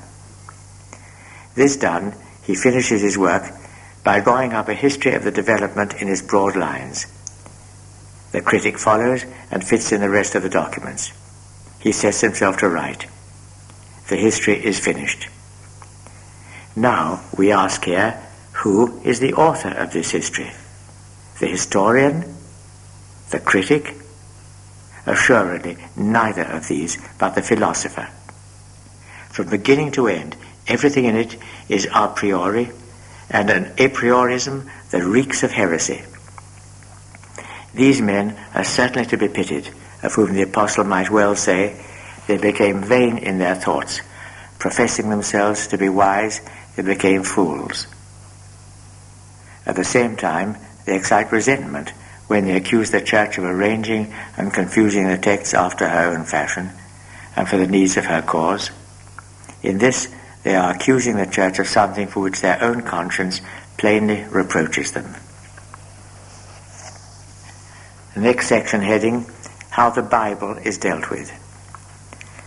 The result of this dismembering of the records and this partition of them throughout the centuries is naturally that the scriptures can no longer be attributed to the authors whose names they bear. The modernists have no hesitation in affirming generally that these books, and especially the Pentateuch and the first three Gospels, have been gradually formed from a primitive, brief narration by additions, by interpolations of theological or allegorical interpretations, or parts introduced only for the purpose of joining different passages together. This means, to put it briefly and clearly, that in the sacred books we must admit a vital evolution, springing from and corresponding with the evolution of faith. The traces of this evolution, they tell us, are so visible in the books that one might almost write a history of it. Indeed, this history they actually do write, and with such an easy assurance that one might believe them to have seen with their own eyes the writers at work through the ages, amplifying the sacred books. To aid them in this, they call to their assistance that branch of criticism which they call textual, and labor to show that such a fact or such a phase is not in its right place, adducing other arguments of the same kind. They seem, in fact, to have constructed for themselves certain types of narration and discourses upon which they base their assured verdict as to whether a thing is or is not out of place. Let him who can judge how far they are qualified in this way to make such distinctions. To hear them descant of their works on the sacred books, in which they have been able to discover so much that is defective, one would imagine that before them nobody had even turned over the pages of Scripture. The truth is that a whole multitude of doctors, far superior to them in genius, in erudition, in sanctity, have sifted the sacred books in every way, and so far from finding in them anything blameworthy, have thanked God more and more heartily, the more deeply they've gone into them, for his divine bounty in having vouchsafed to speak thus to men. Unfortunately, these great doctors did not enjoy the same aids to study that are possessed by the modernists, for they did not have for their rule and guide a philosophy borrowed from the negation of God, and a criterion which consists of themselves. We believe, then, that we have set forth with sufficient clearness the historical method of the modernists. The philosopher leads the way, the historian follows, and then, in due order, come the internal and textual critics. And since it is characteristic of the primary cause to communicate its virtue to causes which are secondary, it is quite clear that the criticism with which we are concerned is not any kind of criticism, but that which is rightly called agnostic, immanentist, and evolutionist criticism. Hence, anyone who adopts it and employs it makes profession thereby of the errors contained in it and places himself in opposition to Catholic teaching. This being so, it is much a matter for surprise that it should have found acceptance to such an extent amongst certain Catholics. Two causes may be assigned for this. First, the close alliance which the historians and critics of this school have formed among themselves, independent of all differences of nationality or religion. Second, their boundless effrontery, by which, if one then makes any utterance, the others applaud him in chorus, proclaiming that science has made another step forward, while if an outsider should desire to inspect the new discovery for himself, they form a coalition against him. He who denies it is decried as one who is ignorant, while he who embraces and defends it has all their praise. In this way they entrap not a few, who, did they but realize what they are doing, would shrink back with horror. The domineering overbearance of those who teach the errors, and the thoughtless compliance of the more shallow minds who are set to them, create a corrupted atmosphere which penetrates everywhere and carries infection with it. But let us pass to the apologist. Section heading, The Modernist as Apologist. The modernist apologist depends in two ways on the philosopher. First, indirectly, inasmuch as his subject matter is history dictated, as we have seen, by the philosopher. And secondly, directly, inasmuch as he takes both his doctrines and his conclusions from the philosopher. Hence, that common axiom of the modernist school that in the new apologetics, controversies in religion must be determined by psychological and historical research.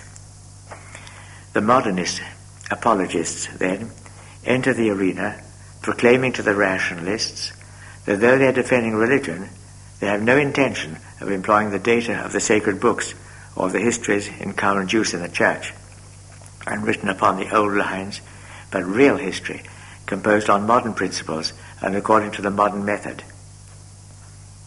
In all this, they assert that they're not using an argumentum ad hominem, because they are really of the opinion that the truth is to be found only in this kind of history. They feel that it is not necessary for them to make profession of their own sincerity in their writings. They are already known to and praised by the rationalists as fighting under the same banner, And they not only plume themselves on these encomiums, which would only provoke disgust in a real Catholic, but use them as a counter-compensation to the reprimands of the Church. Let us see how the modernist conducts his apologetics. The aim he sets before himself is to make one who is still without faith attain that experience of the Catholic religion which, according to the system, is the sole basis of faith. There are two ways open to him, the objective and the subjective. The first of them starts from agnosticism. It tends to show that religion, especially the Catholic religion, is endowed with such vitality as to compel every psychologist and historian of good faith to recognize that its history hides some element of the unknown. To this end, it's necessary to prove that the Catholic religion, as it exists today, is that which was founded by Jesus Christ. That is to say, that it is nothing else than the progressive development of the germ which he brought into the world. Hence it is imperative, first of all, to establish what this germ was, and this the modernist claims to be able to do by the following formula. Christ announced the coming of the kingdom of God, which was to be realized within a brief lapse of time, and of which he was to become the Messiah, the divinely given founder and ruler. Then it must be shown how this germ, always immanent and permanent in the Catholic religion, has gone on slowly developing in the course of history, adapting itself successively to the different circumstances through which it has passed, borrowing from them by vital assimilation all the doctrinal, cultural, ecclesiastical forms that served its purpose, whilst on the other hand it surmounted all obstacles, vanquished all enemies, and survived all assaults and all combats. Anyone who well and duly considers this mass of obstacles, adversaries, attacks, combats, and the vitality and fecundity which the Church has shown throughout them all, must admit that if the laws of evolution are visible in her life, they fail to explain the whole of her history. The unknown rises forth from it and presents itself before us. Thus do they argue, not perceiving that the determination of the primitive germ is only an a priori assumption of agnostic and evolutionist philosophy, and that the germ itself has been gratuitously defined so that it may fit in with their contention. But while they endeavor by this line of reasoning to prove and plead for the Catholic religion, these new apologists are more than willing to grant and to recognize that there are in it many things which are repulsive. Nay, they admit openly and with ill-concealed satisfaction that they have found that even its dogma is not exempt from errors and contradictions. They add also that this is not only excusable, but, curiously enough, that it is even right and proper. In the sacred books, there are many passages referring to science or history where, according to them, manifest errors are to be found. But, they say, the subject of these books is not science or history, but only religion and morals. In them, history and science serve only as a species of covering to enable the religious and moral experiences wrapped up in them to penetrate more readily among the masses. The masses understood science and history as they are expressed in these books, and it's clear that the expression of science and history in a more perfect form would have proved not so much a help as a hindrance. Moreover, they add, the sacred books, being essentially religious, are necessarily quick with life. Now life has its own truth and its own logic, quite different from rational truth and rational logic, belonging as they do to a different order, namely truth of adaptation and of proportion, both with what they call the medium in which it lives and with the end for which it lives. Finally, the modernists, losing all sense of control, go so far as to proclaim as true and legitimate whatever is explained by life.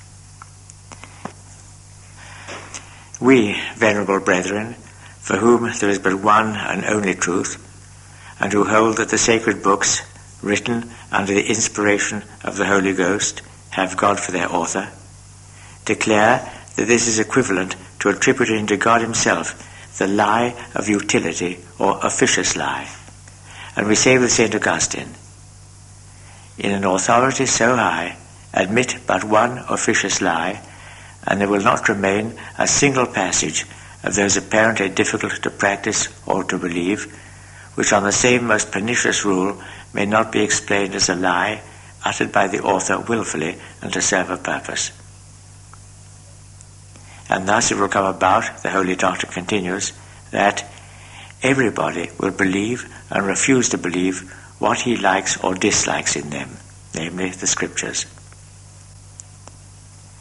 But the modernists pursue their way eagerly. They grant also that certain arguments adduced in the sacred books in proof of a given doctrine, like those, for example, which are based on the prophecies, have no rational foundation to rest on. But they defend even these as artifices of preaching, which are justified by life. More than that, they're ready to admit, nay, to proclaim, that Christ himself manifestly erred in determining the time when the coming of the kingdom of God was to take place. And they tell us that we must not be surprised at this, since even he himself was subject to the laws of life. After this, what is to become of the dogmas of the Church? The dogmas bristle with flagrant contradictions, but what does it matter, since apart from the fact that vital logic accepts them, they're not repugnant to symbolical truth? Are we not dealing with the infinite? And has not the infinite an infinite variety of aspects? In short, to maintain and defend these theories, they do not hesitate to declare that the noblest homage that can be paid to the infinite is to make it the object of contradictory statements. But when they justify even contradictions, what is it that they will refuse to justify? The next section heading is Subjective Arguments. But it is not solely by objective arguments that the non-believer may be disposed to faith. There are also those that are subjective, and for this purpose the modernist apologists return to the doctrine of immanence. They endeavour, in fact, to persuade their non-believer that down in the very depths of his nature and his life lie hidden the need and the desire for some religion, and this not a religion of any kind, but the specific religion known as Catholicism, which, they say, is absolutely postulated by the perfect development of life. And here again we have grave reason to complain that there are Catholics who, while rejecting immanence as a doctrine, employ it as a method of apologetics, and who do this so imprudently that they seem to admit not merely a capacity and a suitability for the supernatural, such as has at all times been emphasized within due limits by Catholic apologists, but that there is in human nature a true and rigorous need for the supernatural order. Truth to tell, it is only the moderate modernists who make this appeal to an exigency for the Catholic religion. As for the others, who might be called integralists, they would show to the non-believer, as hidden in his being, the very germ which Christ himself had in his consciousness and which he transmitted to mankind. Such, venerable brethren, is a summary description of the apologetic method of the modernists, in perfect harmony with their doctrines, methods and doctrines replete with errors, made not for edification but for destruction, not for the making of Catholics but for the seduction of those who are Catholics into heresy, and tending to the utter subversion of all religion. The next section heading is The Modernist as a Reformer. It remains for us now to say a few words about the modernist as a reformer. From all that has preceded, it is abundantly clear how great and how eager is the passion of such men for innovation. In all Catholicism, there is absolutely nothing on which it does not fasten. They wish philosophy to be reformed, especially in the ecclesiastical seminaries.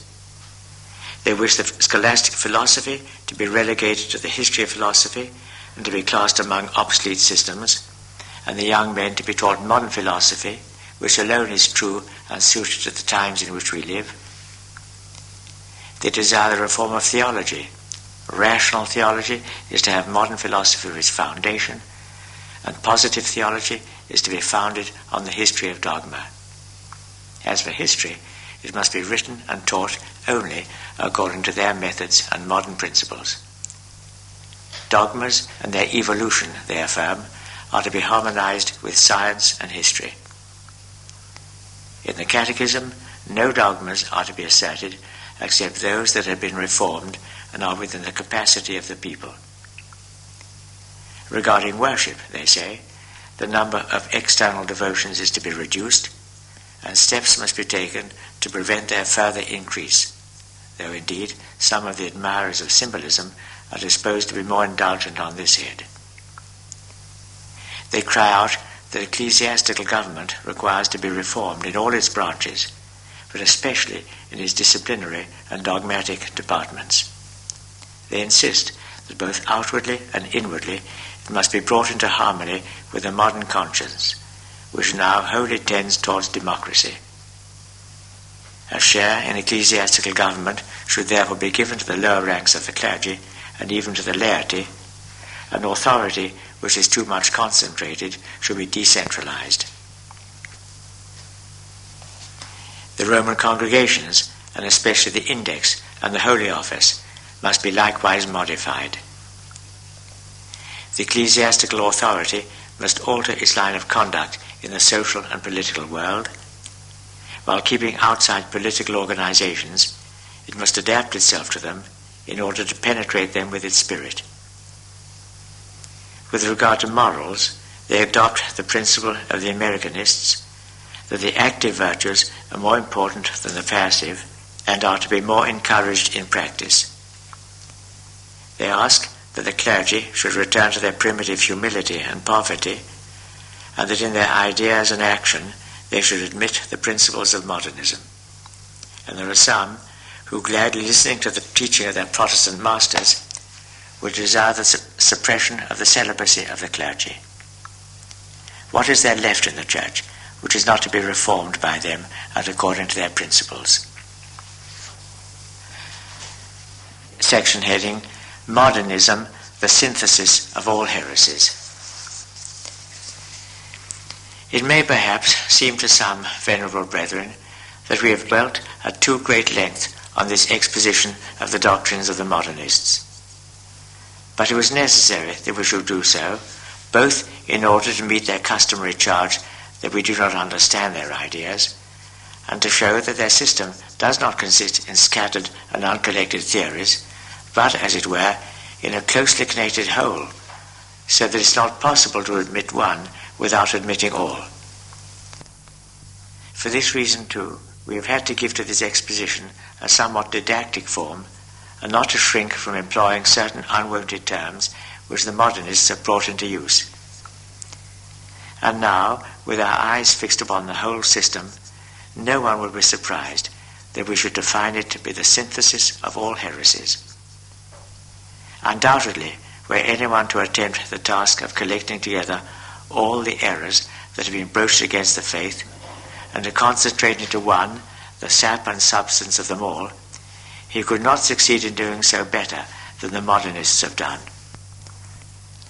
Nay, they have gone farther than this, for as we have already intimated, their system means the destruction not of the Catholic religion alone, but of all religion.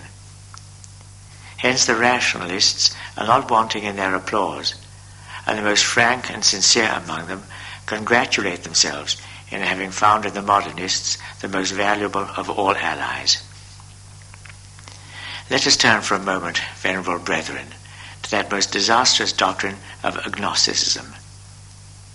By it, every avenue to God on the side of the intellect is barred to man, while a better way is supposed to be opened from the side of a certain sense of the soul and action. But who does not see how mistaken is such a contention? For the sense of the soul is the response to the action of the thing which the intellect or the outward senses set before it. Take away the intelligence, and man, already inclined to follow the senses, becomes their slave. Doubly mistaken from another point of view, for all these fantasies of the religious sense will never be able to destroy common sense, and common sense tells us that emotion and everything that leads the heart captive proves a hindrance instead of a help to the discovery of truth. We speak of truth in itself, for that other purely subjective truth, the fruit of the internal sense and action, if it serves his purpose for the play of words, is of no benefit to the man who wants above all things to know whether outside himself there is a God into whose hands he is one day to fall. True, the modernists call in experience to eke out their system. But what does this experience add to that sense of the soul? Absolutely nothing, beyond a certain intensity and a proportionate deepening of the conviction of the reality of the object. But these two will never make the sense of the soul into anything but sense, nor will they alter its nature, which is liable to deception when the intelligence is not there to guide it.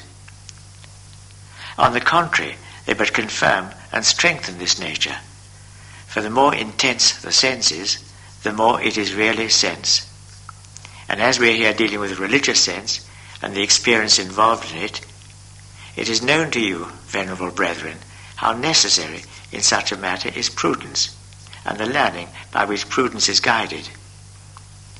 You know it from your own dealings with souls, and especially with souls in whom sentiment predominates.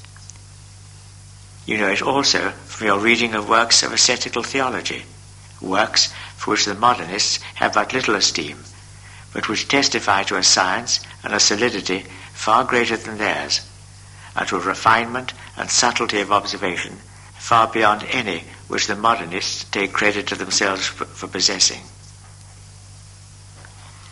It seems to us nothing short of madness, or the least consummate temerity, to accept for true, and without investigation, these incomplete experiences which are the vaunt of the modernist. Let us for a moment put the question: if experiences have so much force and value in their estimation, why do they not attach equal weight to the experience that so many thousands of Catholics have that the modernists are on the wrong path?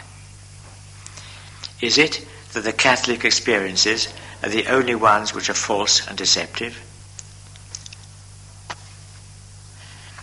The vast majority of mankind holds, and always will hold firmly, that sense and experience alone, when not enlightened and guided by reason, cannot reach to the knowledge of God. What then remains but atheism and the absence of all religion? Certainly it's not the doctrine of symbolism that will save us from this. For if all the intellectual elements, as they call them, of religion are nothing more than mere symbols of God, will not the very name of God or of divine personality be also a symbol? And if this be admitted, the personality of God will become a matter of doubt, and the gate will be open to pantheism. And to pantheism pure and simple, that other doctrine of the divine immanence leads directly. For this is the question which we ask: does or does not this immanence leave God distinct from man? If it does, in what does it differ from the Catholic doctrine, and why does it reject the doctrine of external revelation?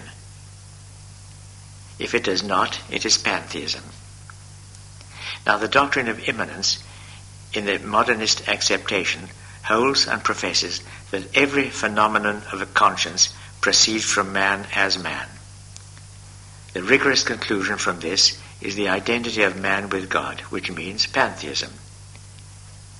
The distinction which modernists make between science and faith leads to the same conclusion. The object of science, they say, is the reality of the knowable. The object of faith, on the contrary, is the reality of the unknowable. Now, what makes the unknowable unknowable is the fact that there is no proportion between his object and the intellect, a defective proportion which nothing whatever, even in the doctrine of the modernist, can suppress. Hence the unknowable remains and will eternally remain unknowable to the believer as well as to the philosopher. Therefore, if any religion at all is possible, it can only be the religion of an unknowable reality.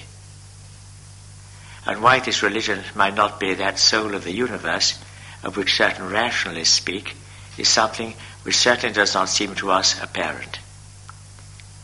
These reasons suffice to show superabundantly by how many roads modernism leads to atheism and to the annihilation of all religion.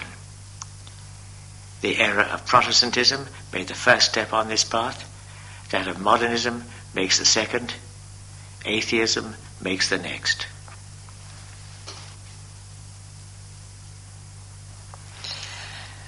So far in this encyclical, St. Pius X has been dealing with an analysis of modernist teaching. That's part one. Now we come to part two, the cause of modernism.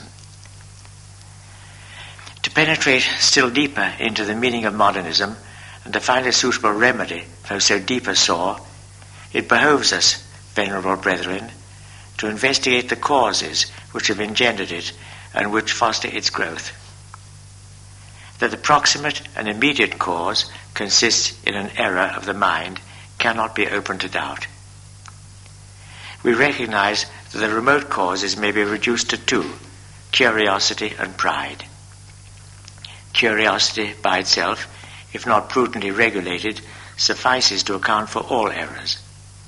Such is the opinion of our predecessor, Gregis XVI, who wrote, "A lamentable spectacle is that presented by the aberrations of human reason when it yields to the spirit of novelty, when, against the warnings of the apostles, it seeks to know beyond what it is meant to know, and when, relying too much on itself, it thinks it can find the truth outside the Catholic Church, wherein truth is to be found without the slightest shadow of error."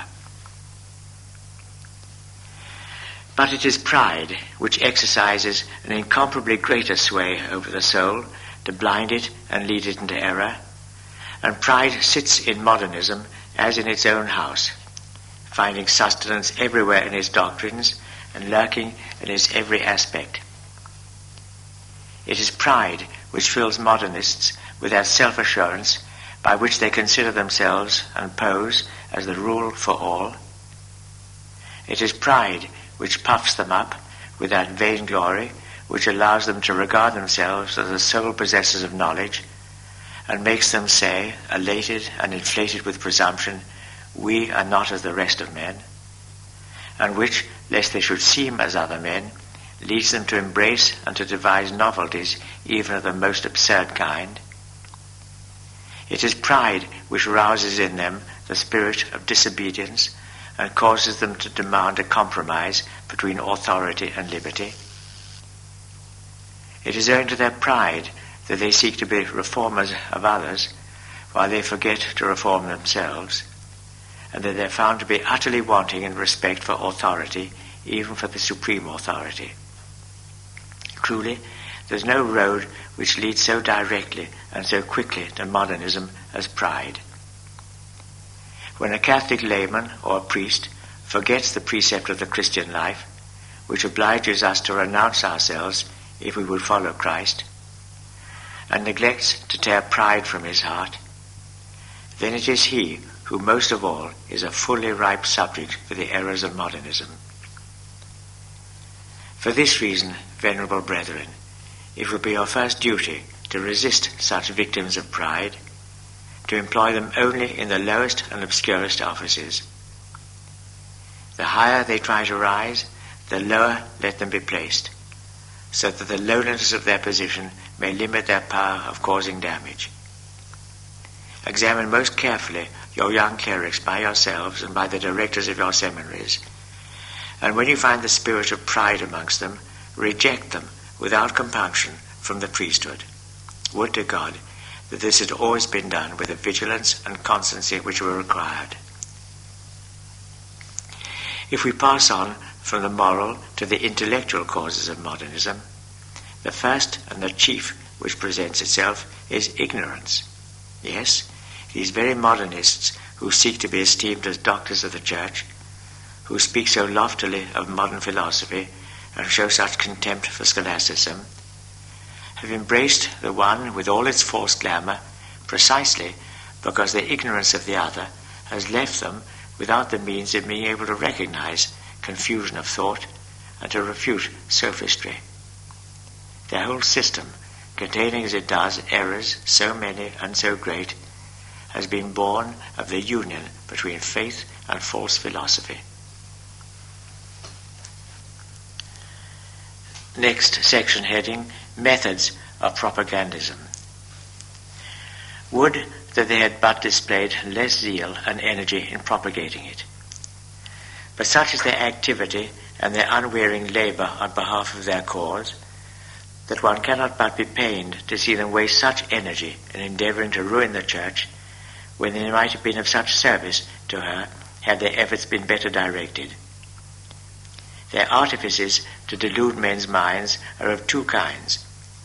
The first, to remove obstacles from their path. The second, to devise and apply actively and patiently every resource that can serve their purpose. They recognize that the three chief difficulties which stand in their way are the scholastic method of philosophy, the authority and tradition of the Fathers, and the magisterium of the Church, and on these they wage unrelenting war. Against scholastic philosophy and theology, they use the weapons of ridicule and contempt. Whether it is ignorance or fear or both that inspires this conduct in them, certain it is that the passion for novelty is always united in them with hatred of scholasticism. And there's no surer sign that a man is tending to modernism than when he begins to show his dislike for the scholastic method. Let the modernists and their admirers remember the proposition condemned by Pius IX. Quote, "The method and the principles which have served the ancient doctors of scholasticism when treating of theology no longer correspond with the exigencies of our time or the progress of science." Unquote. They exercise all their ingenuity in an effort to weaken the force and falsify the character of tradition, so as to rob it of all its weight and authority. But for Catholics, nothing will remove the authority of the Second Council of Nicaea, where it condemns those, quote, "who dare, after the impious fashion of heretics, to deride the ecclesiastical traditions, to invent novelties of some kind, or endeavour by malice or craft to overthrow any one of the legitimate traditions of the Catholic Church," unquote. Nor of the declaration of the Fourth Council of Constantinople, quote, "We therefore profess to preserve and guard the rules bequeathed to the Holy Catholic and Apostolic Church by the holy and most illustrious apostles, by the Orthodox councils, both general and local, by every one of those divine interpreters, the fathers and doctors of the Church," unquote. Wherefore, the Roman pontiffs, Pius IV and Pius IX, ordered the insertion in the profession of faith of the following declaration: "I most firmly admit and embrace the apostolic and ecclesiastical traditions and other observances and constitutions of the Church." The modernists pass judgment on the Holy Fathers of the Church even as they do upon tradition. With consummate temerity, they assure the public that the Fathers, while personally most worthy of all veneration, were entirely ignorant of history and criticism, for which they are only excusable on account of the time in which they lived. Finally, the modernists try in every way to diminish and weaken the authority of the ecclesiastical magisterium itself by sacrilegiously falsifying its origin, character, and rights, and by freely repeating the calumnies of its adversaries. To the entire band of modernists may be applied those words which our predecessor sorrowfully wrote: "To bring contempt and odium on the mystic spouse of Christ who is the true light, the children of darkness have been wont to cast in her face before the world a stupid calumny, and perverting the meaning and force of things and words, to depict her as the friend of darkness and ignorance, and the enemy of light, science, and progress. This being so, venerable brethren, there is little reason to wonder that the modernists vent all their bitterness and hatred on Catholics who zealously fight the battles of the Church. There is no species of insult which they do not heap upon them, but their usual course is to charge them with ignorance or obstinacy. When an adversary rises up against them with an erudition and force that render him redoubtable, they seek to make a conspiracy of silence around him to nullify the effects of his attack. This policy towards Catholics is the more invidious in that they belaud with admiration which knows no bounds the writers who range themselves on their side, hailing their works, exuding novelty in every page, with a chorus of applause. For them, the scholarship of a writer is in direct proportion to the recklessness of his attacks on antiquity, and of his efforts to undermine tradition and the ecclesiastical magisterium. When one of their number falls under the condemnations of the Church, the rest of them, to the disgust of good Catholics, gather round him, loudly and publicly applaud him, and hold him up in veneration as almost a martyr for truth. The young, excited and confused by all this clamour of praise and abuse, some of them afraid of being branded as ignorant, others ambitious to rank among the learned, and both classes goaded internally by curiosity and pride, not infrequently surrender and give themselves up to modernism. And here we have already some of the artifices employed by modernists to exploit their wares. What efforts do they not make to win new recruits? They seize upon professorships in seminaries and universities and gradually make of them chairs of pestilence. In sermons from the pulpit they disseminate their doctrines, although possibly in utterances which are veiled. In congresses they express their teachings more openly. In their social gatherings they introduce them and commend them to others. Under their own names and under pseudonyms they publish numbers of books, newspapers, reviews, and sometimes one and the same writer adopts a variety of pseudonyms to trap the incautious reader into believing in a multitude of modernist writers. In short, with feverish activity, they leave nothing untried in act, speech, and writing. And with what result? We have to deplore the spectacle of many young men, once full of promise and capable of rendering great services to the Church, now gone astray.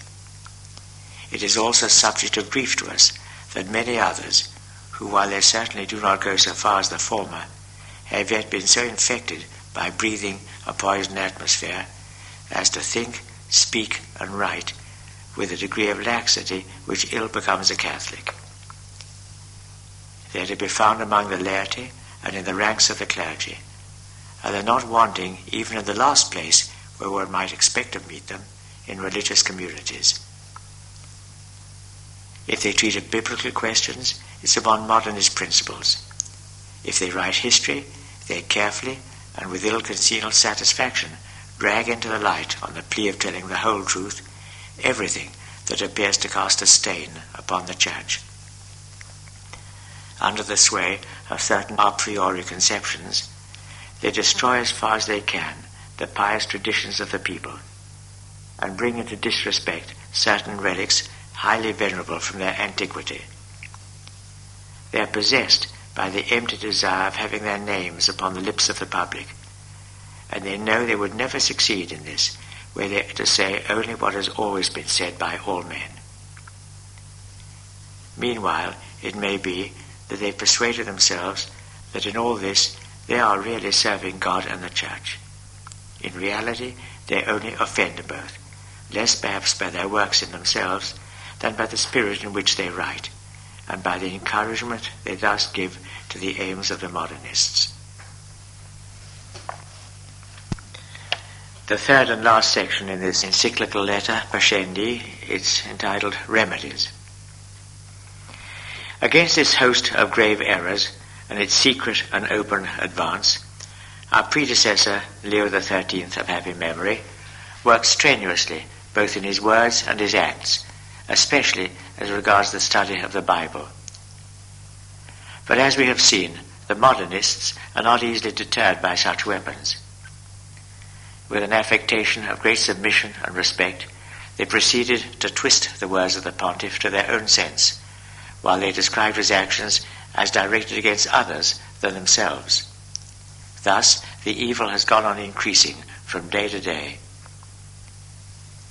We therefore, venerable brethren, have decided to suffer no longer delay and to adopt measures which are more efficacious. We exhort and conjure you to see to it that in this most grave matter no one shall be in a position to say that you have been in the slightest degree wanting in vigilance, zeal, or firmness. And what we ask of you and expect of you, we ask and expect also of all other pastors of souls, of all educators and professors of clerics, and in a very special way of the superiors of religious communities. Section heading number 1. The study of scholastic philosophy. In the first place, with regard to studies, we will and strictly ordain the scholastic philosophy be made the basis of the sacred sciences.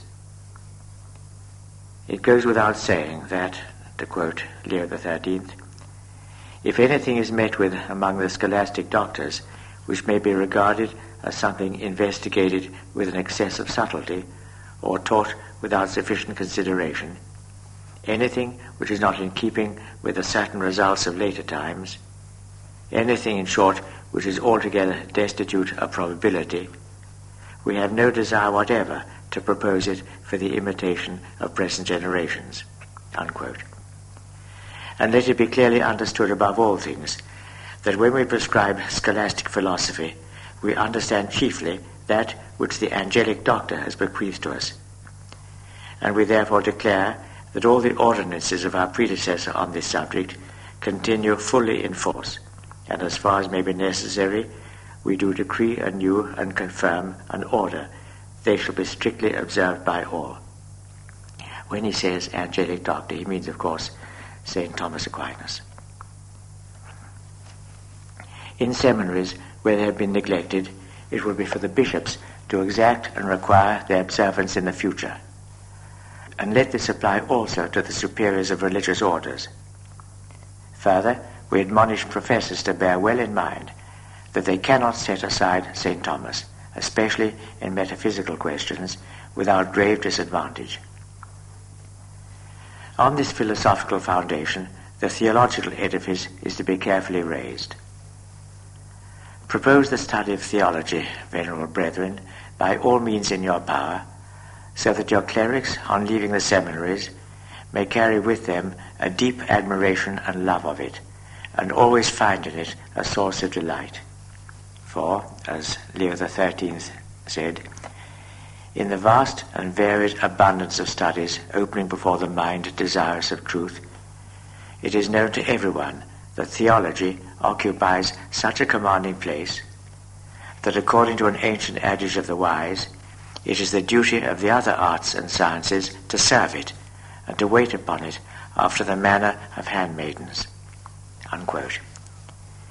We will add that we deem worthy of praise those who, with full respect for tradition, the fathers and the ecclesiastical magisterium, endeavour with well-balanced judgment and guided by Catholic principles, which is not always the case, to illustrate positive theology by throwing upon it the light of true history. It is certainly necessary that positive theology should be held in greater appreciation than it has been in the past. But this must be done without detriment to scholastic theology.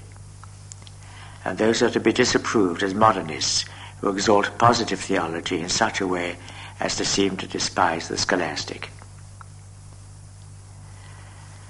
With regard to secular studies, Let it suffice to recall here what our predecessor has admirably said, quote, "Apply yourselves energetically to the study of natural sciences, in which department the things that have been so brilliantly discovered and so usefully applied to the admiration of the present age will be the object of praise and commendation to those who come after us," unquote. But this is to be done without interfering with sacred studies, as our same predecessor prescribed in these most weighty words, quote, "If you carefully search for the cause of these errors, you will find that it lies in the fact that in these days, when the natural sciences absorb so much study, the more severe and lofty studies have been proportionately neglected. Some of them have almost passed into oblivion. Some of them are pursued in a half-hearted or superficial way, and, sad to say, now that the splendor of the former state is dimmed, they have been disfigured by perverse doctrines and monstrous errors," unquote.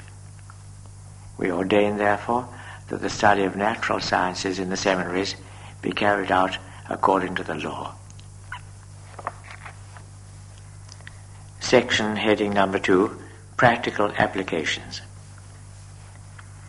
All these prescriptions, both our own and those of our predecessor, are to be kept in view whenever there is question of choosing directors and professors for seminaries and Catholic universities. Anyone who in any way is found to be tainted with modernism is to be excluded without compunction from these offices, whether of government or of teaching, and those who already occupy them are to be removed.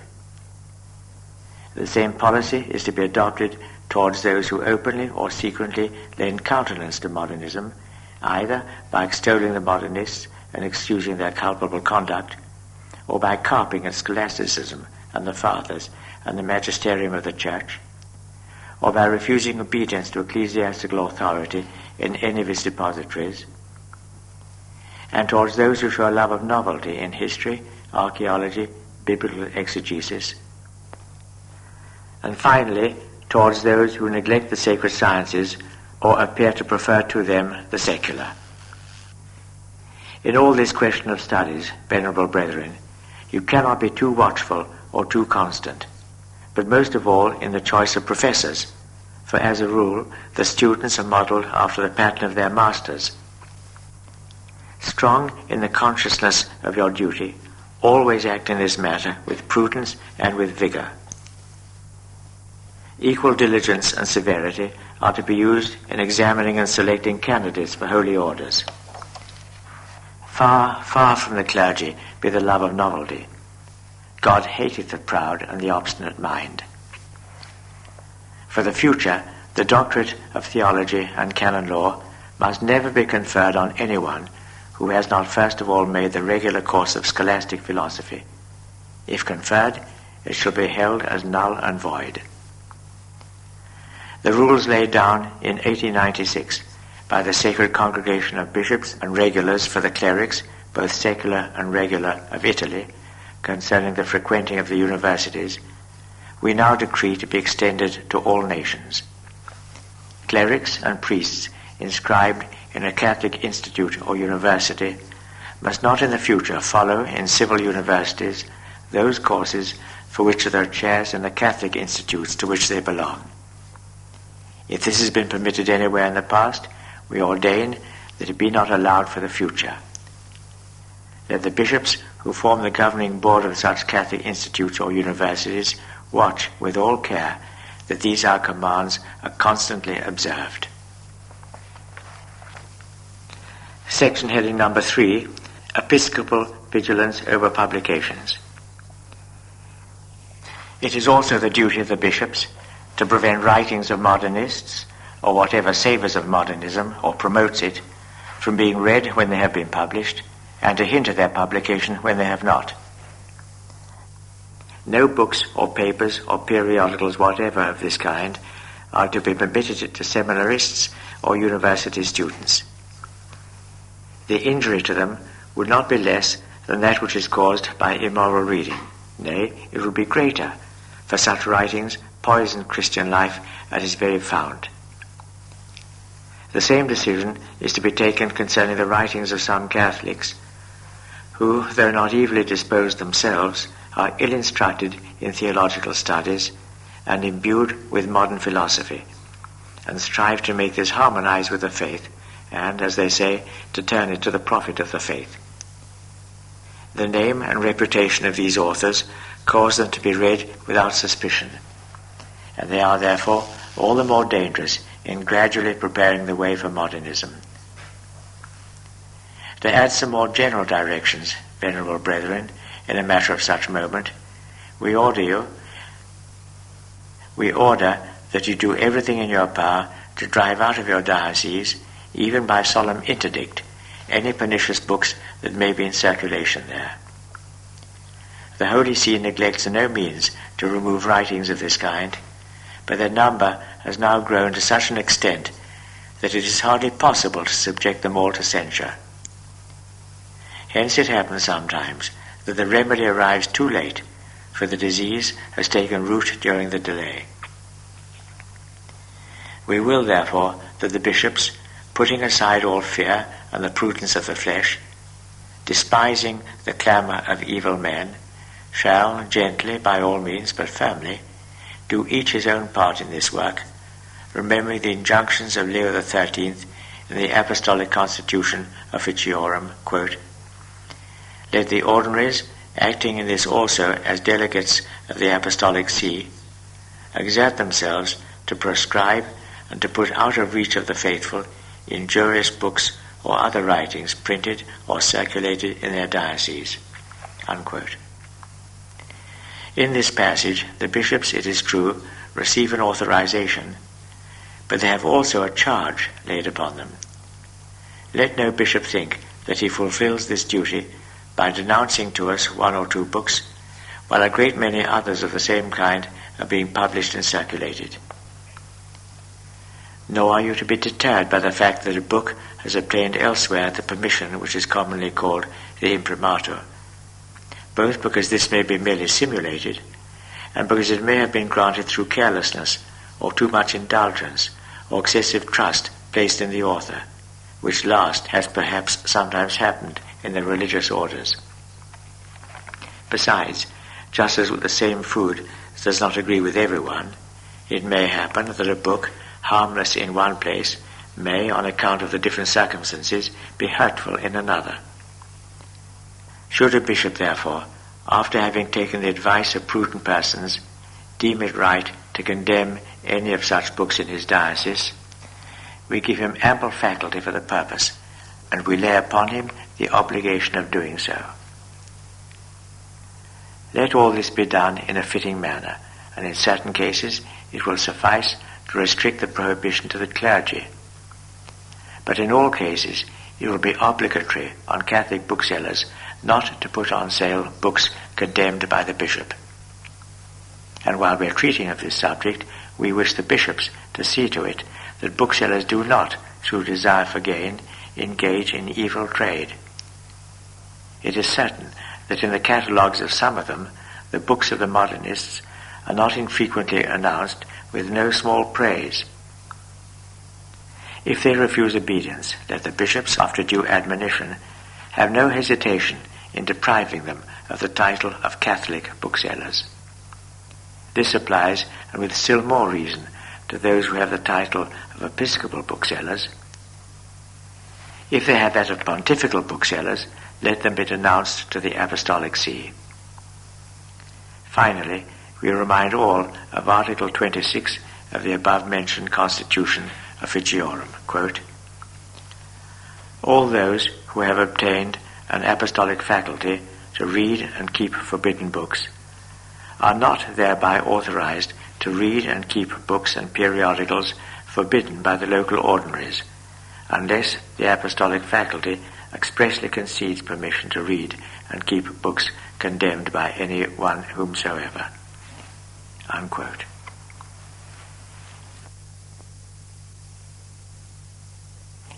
Section heading, Censorship. It is not enough to hinder the reading and the sale of bad books. It is also necessary to prevent them from being published. Hence, let the bishops use the utmost strictness in granting permission to print.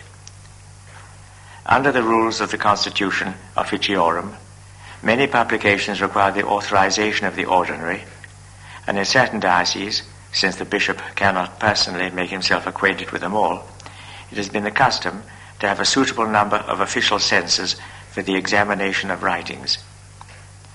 We have the highest esteem for this institution of censors, and we not only exhort, but we order that it be extended to all dioceses. In all episcopal curias, therefore, let censors be appointed for the revision of works intended for publication, and let the censors be chosen from both ranks of the clergy, secular and regular, men whose age, knowledge, and prudence will enable them to follow the safe and golden mean in their judgments. It shall be their office to examine everything which requires permission for publication, according to Articles 41 and 42 of the above-mentioned Constitution. The censor shall give his verdict in writing. If it be favourable, the bishop will give the permission for publication by the word imprimatur, which must be preceded by the nihil obstat and the name of the censor. In the Roman Curia, official censors shall be appointed in the same way as elsewhere, and the duty of nominating them shall appertain to the master of the sacred palace after they have been proposed to the cardinal vicar and have been approved and accepted by the sovereign pontiff. It will also be the office of the master of the sacred palace to select the censor for each writing. Permission for publication will be granted by him as well as by the cardinal vicar or his vice-regent, and this permission, as above prescribed, must be preceded by the nihil obstat and the name of the censor. Only on very rare and exceptional occasions, and on the prudent decision of the bishop, shall it be possible to omit mention of the censor. The name of the censor shall never be made known to the authors until he shall have given a favourable decision, so that he may not have to suffer inconvenience either while he is engaged in the examination of a writing or in case he should withhold his approval. Censors shall never be chosen from the religious orders until the opinion of the provincial, or in Rome of the general, has been privately obtained, and the provincial or the general must give a conscientious account of the character, knowledge, and orthodoxy of the candidate. We admonish religious superiors of their most solemn duty never to allow anything to be published by any of their subjects without permission from themselves and from the ordinary.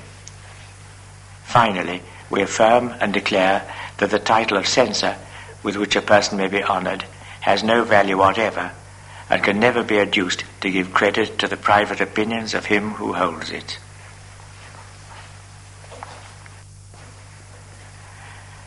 Section heading, Priests as Editors.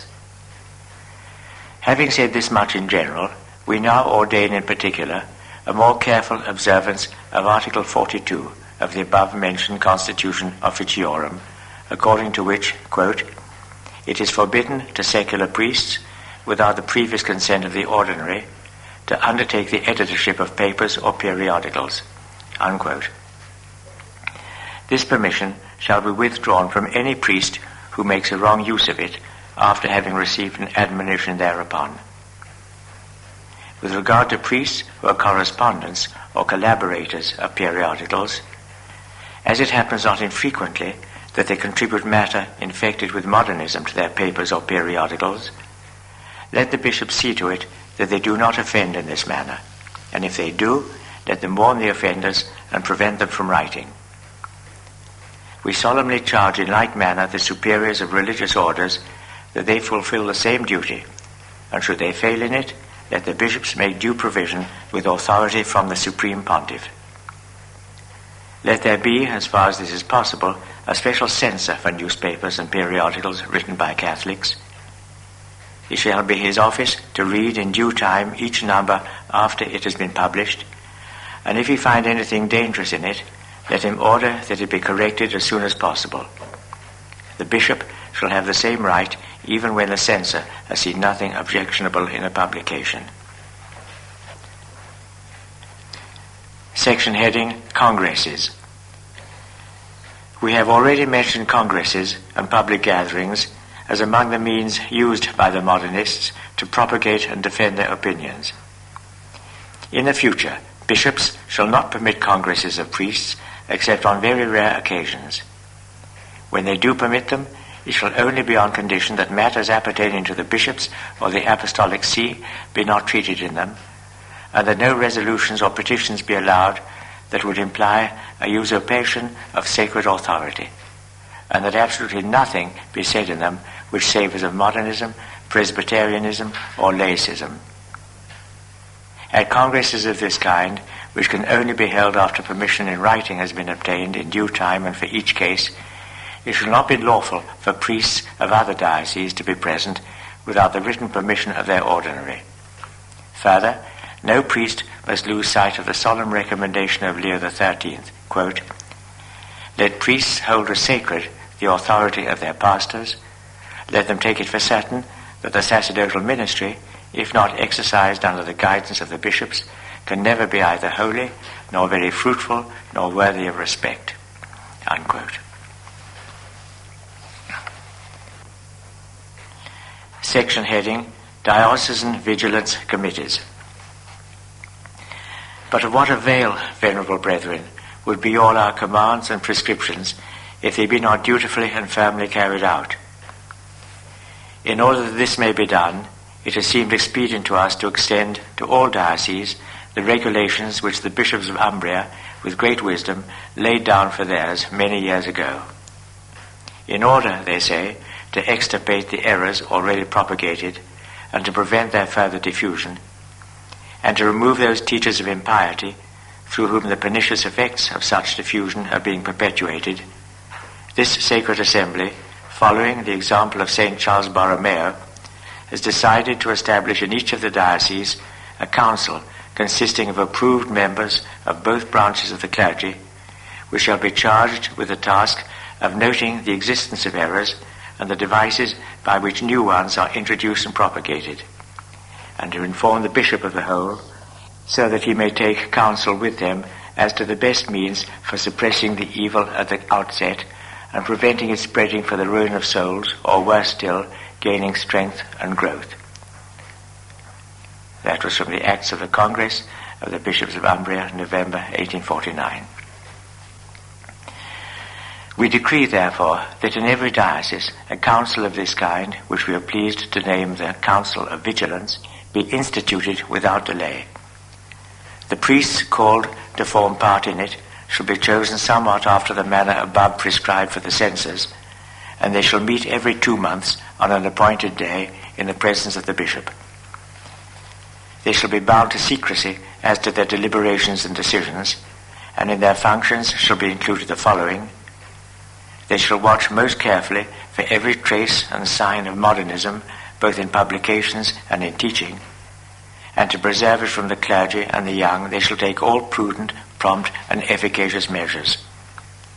Let them combat novelties of words, remembering the admonitions of Leo XIII, quote, "It is impossible to approve in Catholic publications a style inspired by unsound novelty, which seems to deride the piety of the faithful and dwells on the introduction of a new order of Christian life, on new directions of the Church, on new aspirations of the modern soul, on a new social vocation of the clergy, on a new Christian civilization, and many other things of the same kind."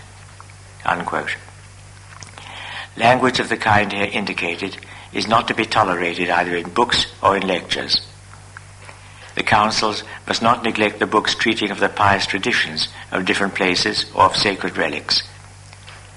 Let them not permit such questions to be discussed in journals or periodicals destined to foster piety, neither with expressions savouring of mockery or contempt, nor by dogmatic pronouncements, especially when, as is often the case, what is stated as a certainty either does not pass the limits of probability or is based on prejudiced opinion.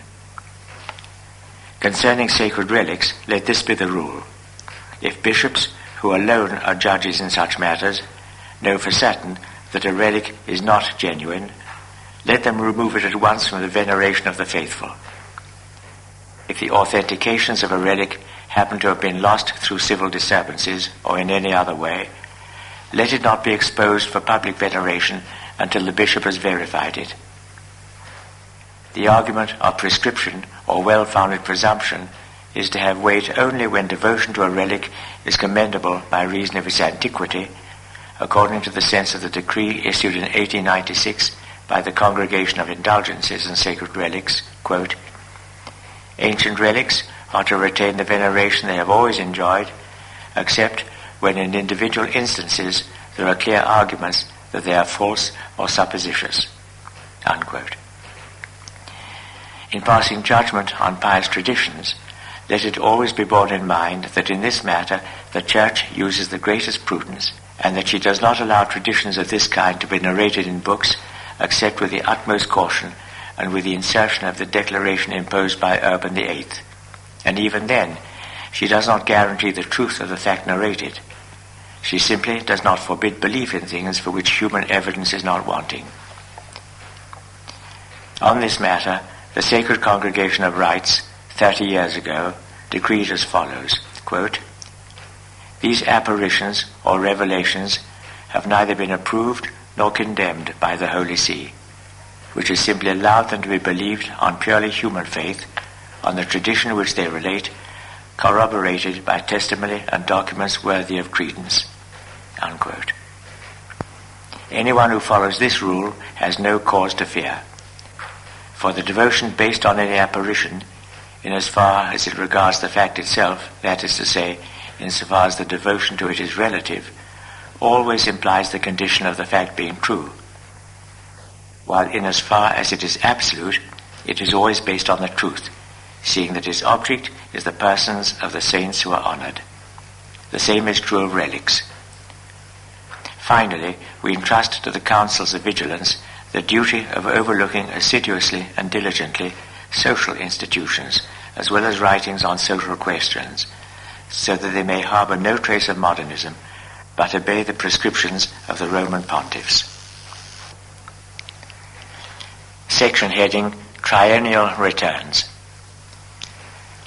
Lest what we have laid down thus far should pass into oblivion, we will and ordain that the bishops of all dioceses, a year after the publication of these letters, and every 3 years thenceforward, furnish the Holy See with a diligent and sworn report on the things which have been decreed in this our letter, and on the doctrines that find currency among the clergy, and especially in the seminaries and other Catholic institutions, those not excepted which are not subject to the ordinary, and we impose the like obligation on the generals of religious orders with regard to those who are under them. Section heading, Conclusion. This, venerable brethren, is what we have thought it our duty to write to you for the salvation of all who believe. The adversaries of the Church will doubtless abuse what we have said to refurbish the old calumny by which we are traduced as the enemy of science and of the progress of humanity. As a fresh answer to such accusations, which the history of the Christian religion refutes by never-failing evidence, it is our intention to establish by every means in our power a special institute in which, through the cooperation of those Catholics who are most eminent for their learning, the advance of science and every other department of knowledge may be promoted under the guidance and teaching of Catholic truth. God grant that we may happily realize our design with the assistance of all those who bear sincere love for the Church of Christ. But of this we propose to speak on another occasion. Meanwhile, venerable brethren, fully confident in your zeal and energy, we beseech for you with our whole heart the abundance of heavenly light, so that in the midst of this great danger to souls from the insidious invasions of error upon every hand, you may see clearly what ought to be done, and labor to do it with all your strength and courage. May Jesus Christ, the author and finisher of our faith, be with you in his power, and may the Immaculate Virgin, the destroyer of all heresies, be with you by her prayers and aid. And we, as a pledge of our affection and of the divine solace in adversity, most lovingly grant to you, your clergy and people, the apostolic benediction. Given at St. Peter's, Rome, on the 8th day of September, 1907, the 5th year of our pontificate, Pius X, Pope.